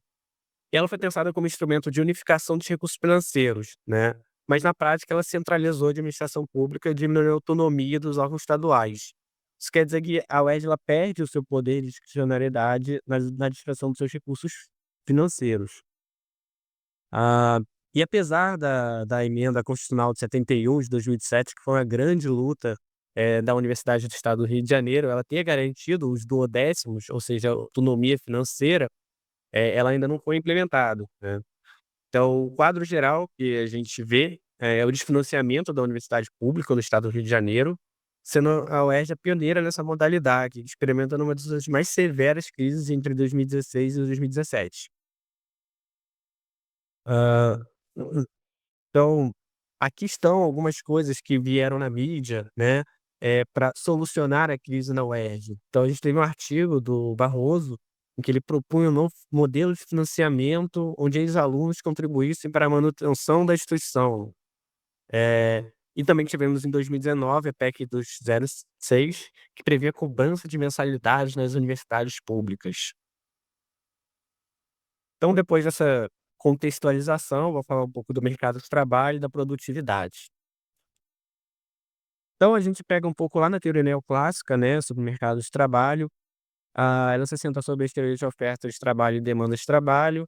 E aí, a partir dessa visão, a gente consegue mostrar, entender os salários, né, como uma proxy para a produtividade de um trabalhador.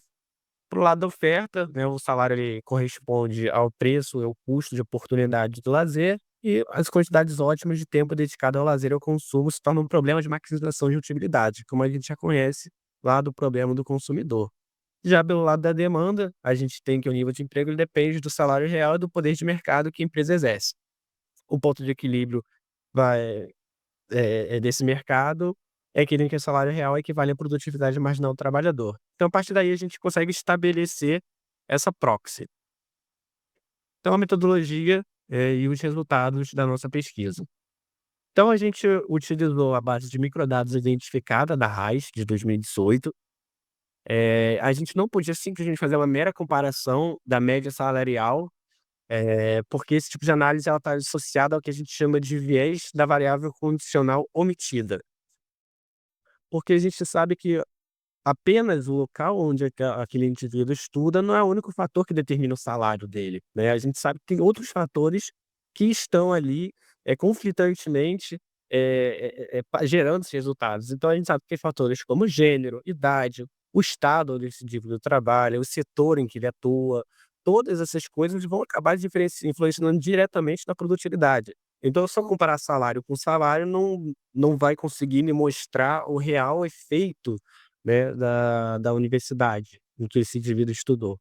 O que a gente está tentando fazer aqui é justamente isso, isolar o efeito da do ensino promovido pela UERJ nesses indivíduos. E a gente faz isso através do controle desses outros determinantes. Então a gente utilizou uma metodologia de equações menserianas, onde os níveis de salários eles estão associados às características, dos indivíduos e dos estabelecimentos que eles trabalham, genericamente, a partir daquela equaçãozinha ali. Vou falar um pouco mais sobre cada um dos termos dessa equação.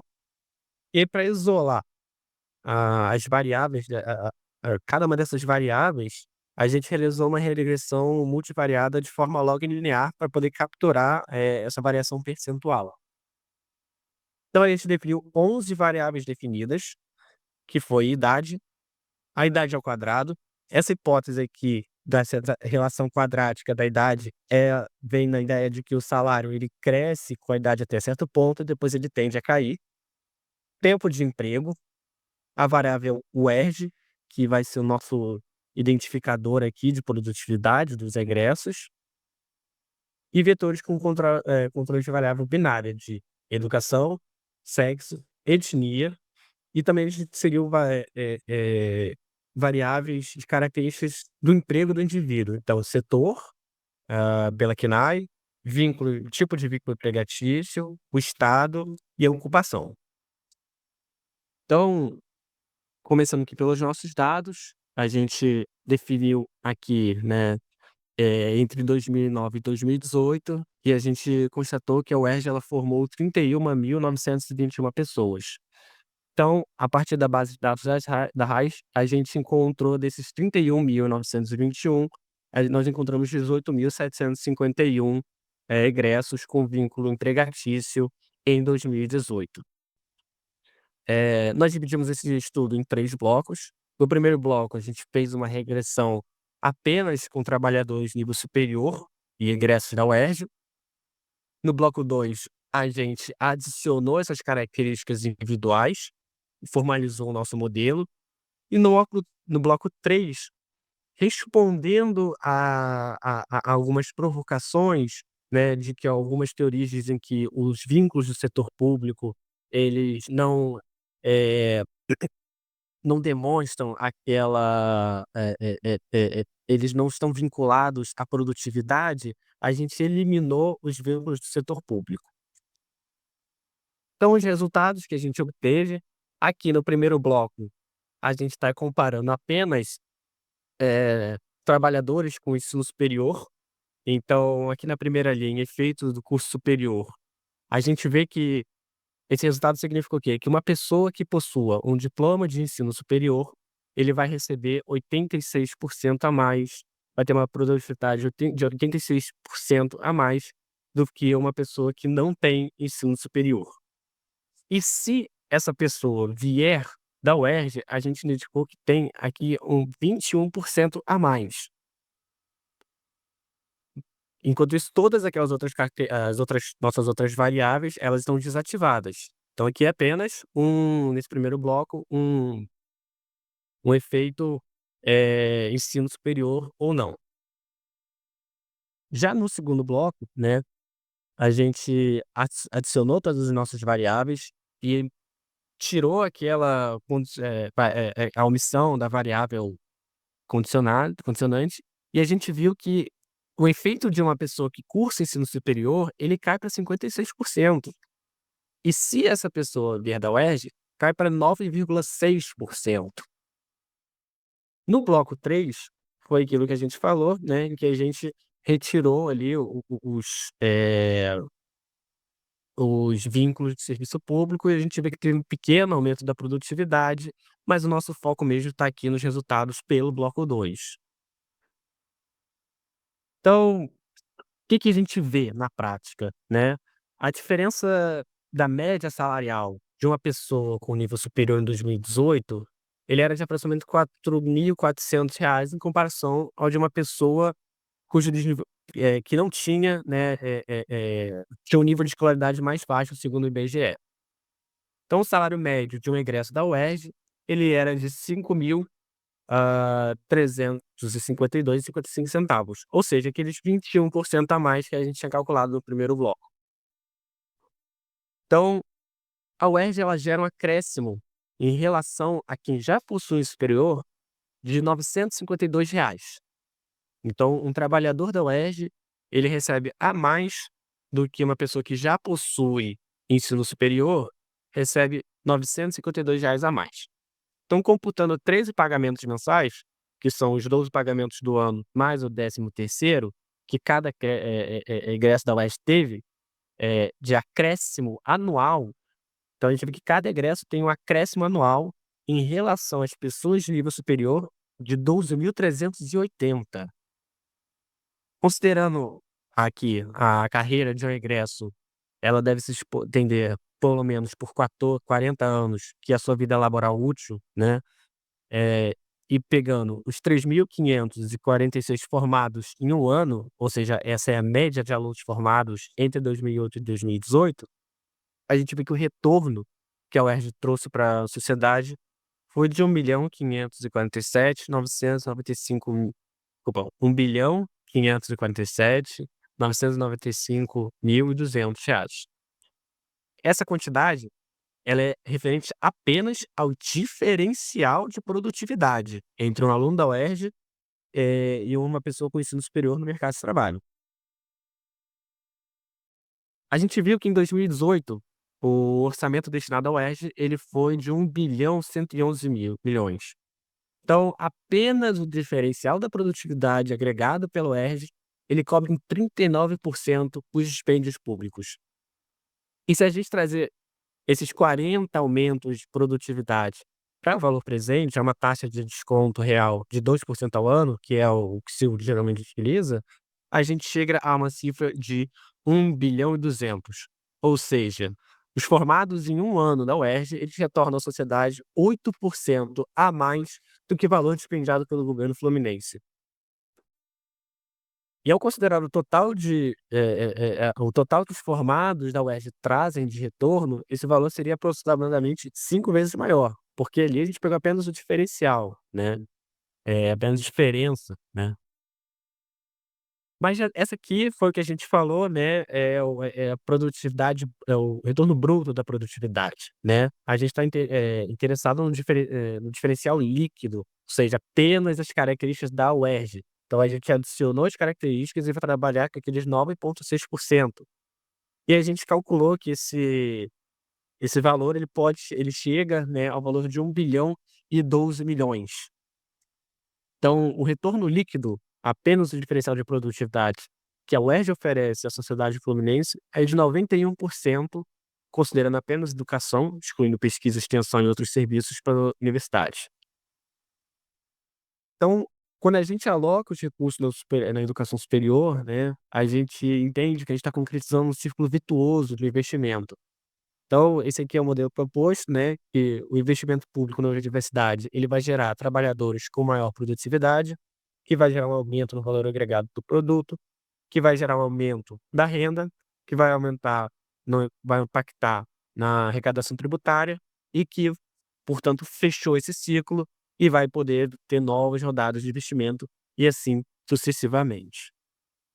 Então, como conclusão, né, a ideia de uma ineficiência das universidades públicas ela é falaciosa, né, não encontra verdade, nas relações formais da realidade.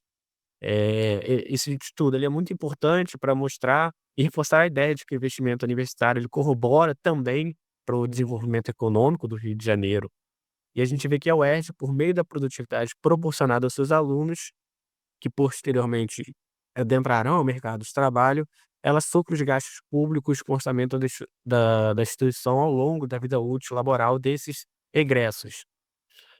E o salário obtido pelos egressos ele é maior que o custo unitário que a gente costuma ver, eh, nesses cálculos, né, geralmente na mídia. Então, a gente, ao invés de ficar pensando em forma de reduzir os gastos com, com a educação superior pública, a gente deveria estar pensando em formas de reduzir a evasão escolar para aumentar a produtividade no estado do Rio de Janeiro. Então, é isso. Muito obrigado a todos. Obrigado, obrigado, Bruno. Parabéns pela pesquisa, né, também, né, foi muito muito pertinente. Eh, Vamos seguir então para nossa última apresentação. O Joilson tá aí? Débora? Eu tô aqui, ó. Mas o Joilson também tá na sala, só que ele tá em trânsito, que ele teve uma reunião, aí ele falou que era pra eu começar a apresentação e depois, se precisasse, ele entraria.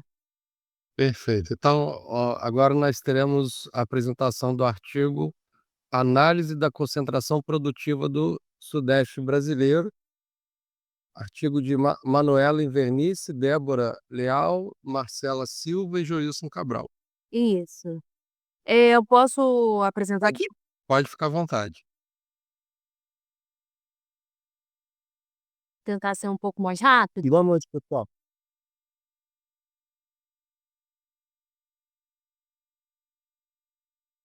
Sim. Estamos sim, né?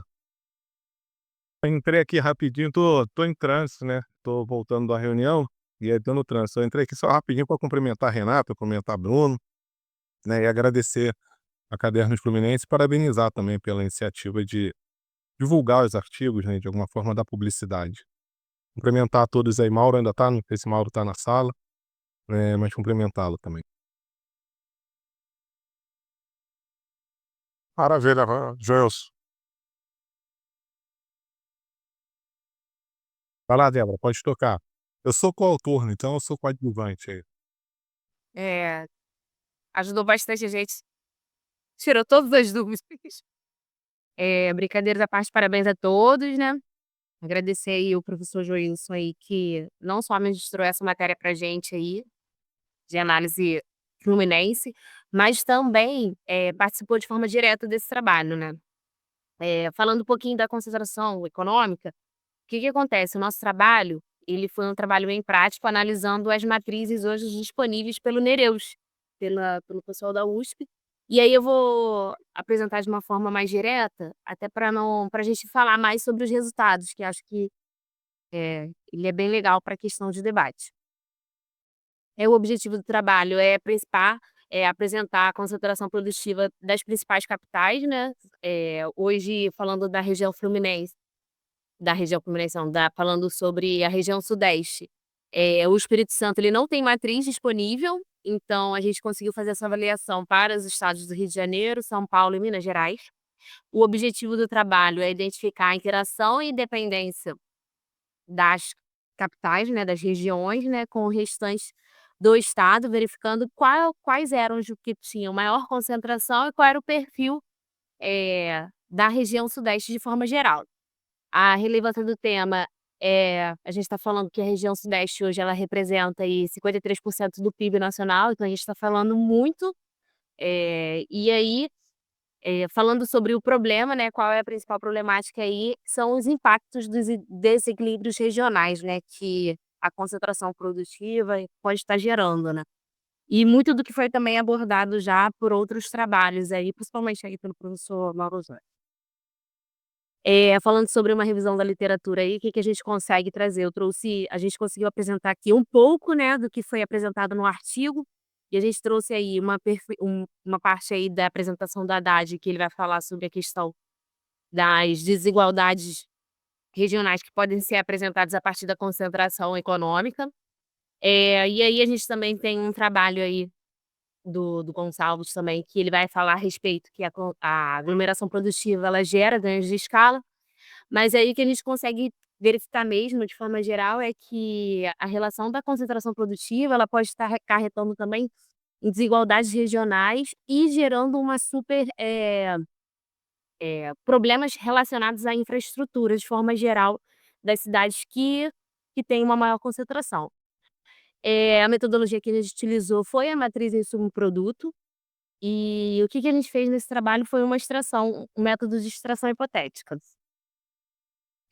A nossa base de dados ela foi, as matrizes interregional de insumo-produto, do Rio de Janeiro, Belo Horizonte e São Paulo, disponíveis pelo pessoal do Nereus, né, da USP.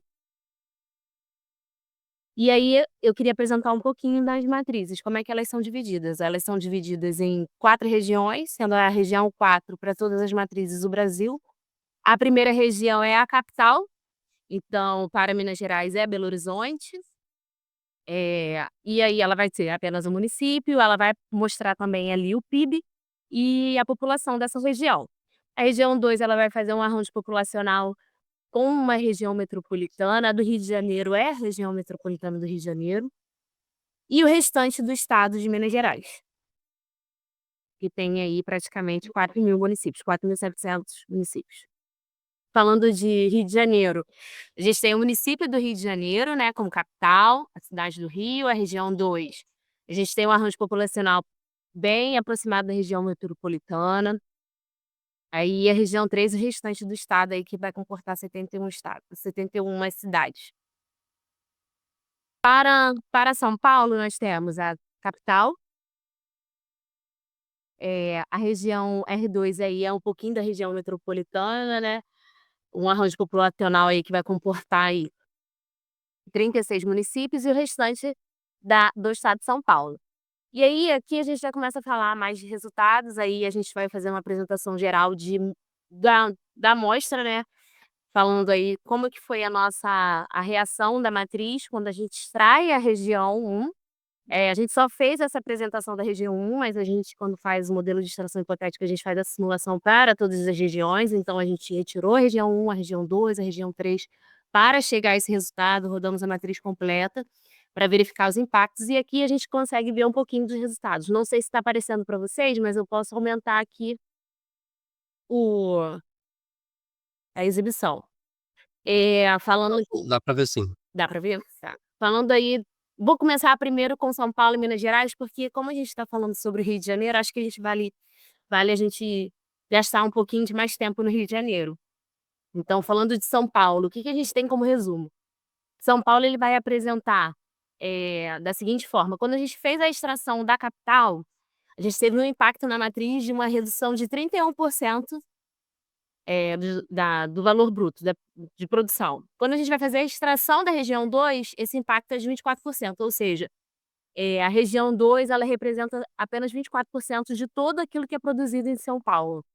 E a região 3 ela que tem a maior parte de municípios, e aí a gente vai falando também, de população também, e ela vai apresentar 57%, ou seja, São Paulo é extremamente, eh, falando assim, ele não tem a maior parte da sua produção, ela está no restante do estado, né. Minas Gerais, ele também tem esse mesmo comportamento, quando a gente vai falar a respeito da capital, ela só representa 15% do valor bruto da produção. A região 2 do segundo, esse é range populacional, ele vai representar 20% e o restante do estado, ele vai representar 70%. Quando a gente vai falar do Rio de Janeiro, a cidade do Rio de Janeiro hoje ela representa 48% de tudo aquilo que é produzido no Rio de Janeiro, ou seja, quase 50% da produção do Rio de Janeiro ela está em apenas na capital, né. Quando a gente vai falar sobre a região 2, que a gente está falando de 20 municípios, a gente está falando de 30% e o restante do estado a gente está falando de, um número também de 32%, mostrando o quanto que Rio de Janeiro ele tem existe essa concentração produtiva aí na cidade do Rio de Janeiro.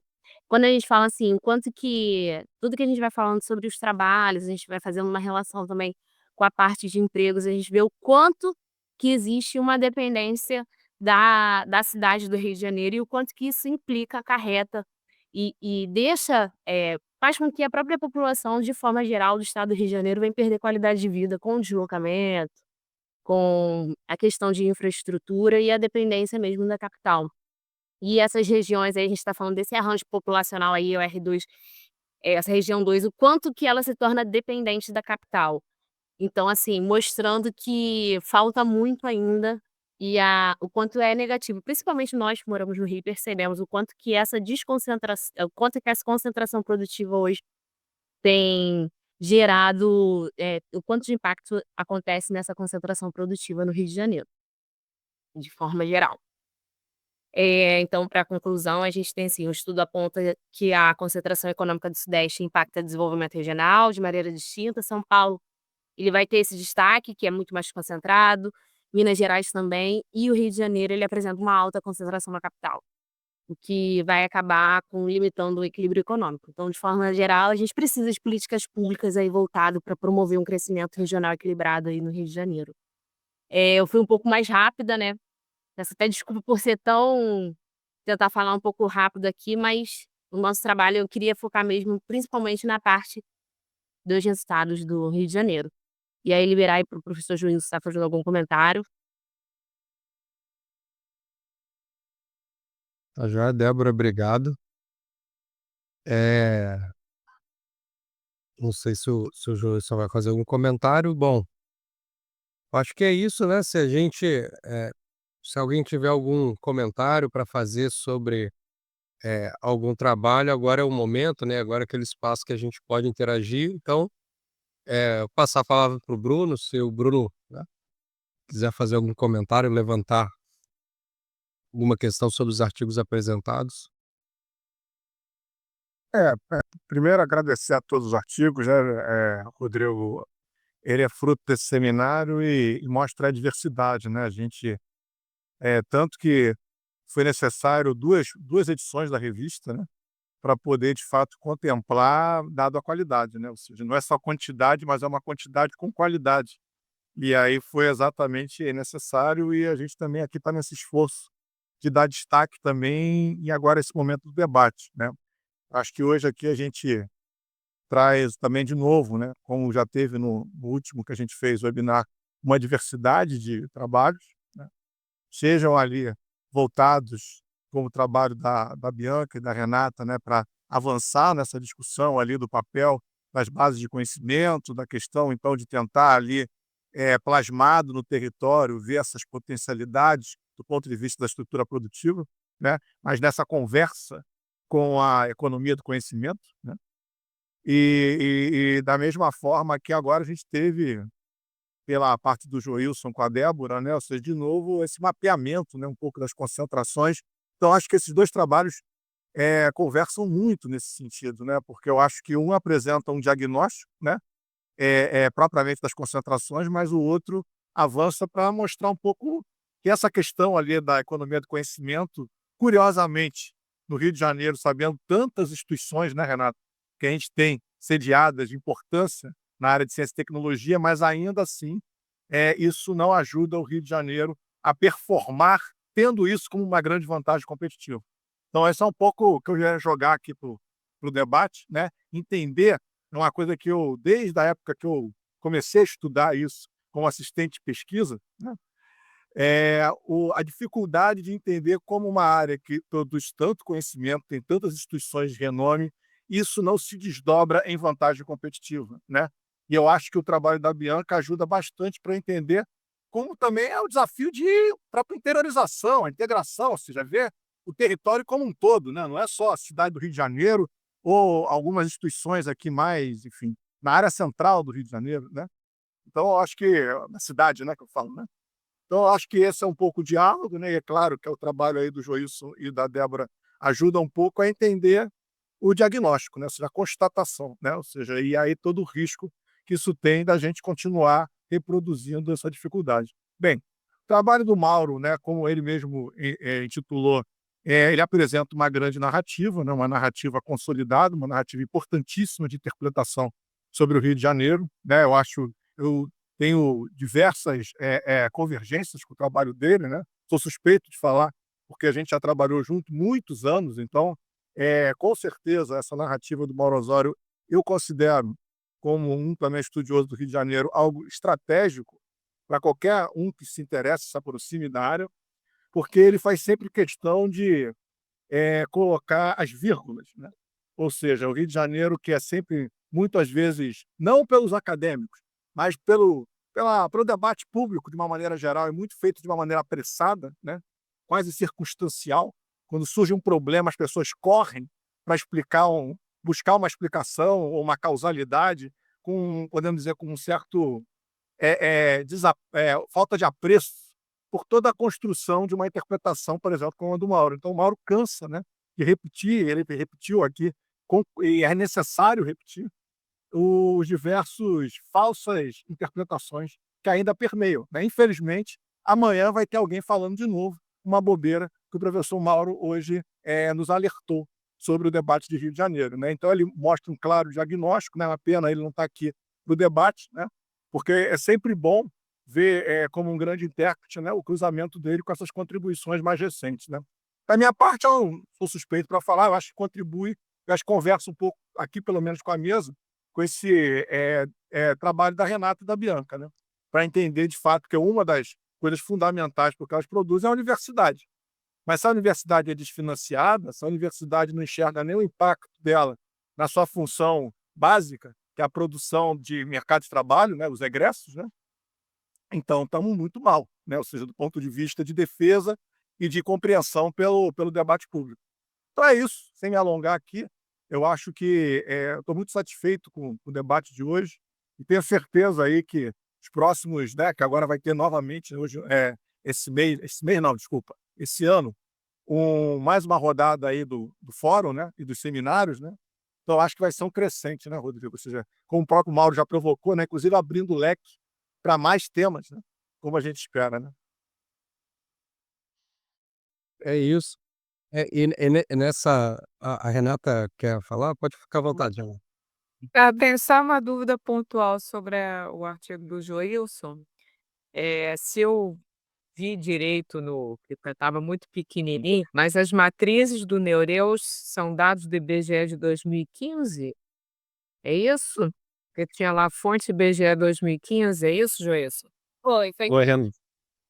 Então, as matrizes, elas são construídas com base na matriz nacional. Então, a matriz nacional, ela é 2015, Tá. né? Eles aplicam uma metodologia que eles chamam de IIOS, né? E faz essa regionalização da matriz nacional. E aí abre a matriz estadual, que eles constroem com essa metodologia, também para regiões. Então, eles criam 3 regiões, diferente da matriz que a gente criou lá para a LERJ, que ela é uma única região, que é o estado como um todo, né, a Débora chegou a colocar que o Espírito Santo não tem matriz. Não, o Espírito Santo tem uma matriz também para 2015, só que ela não está regionalizada, então não daria para fazer a análise, né, da concentração produtiva nas capitais, como era o objetivo do artigo.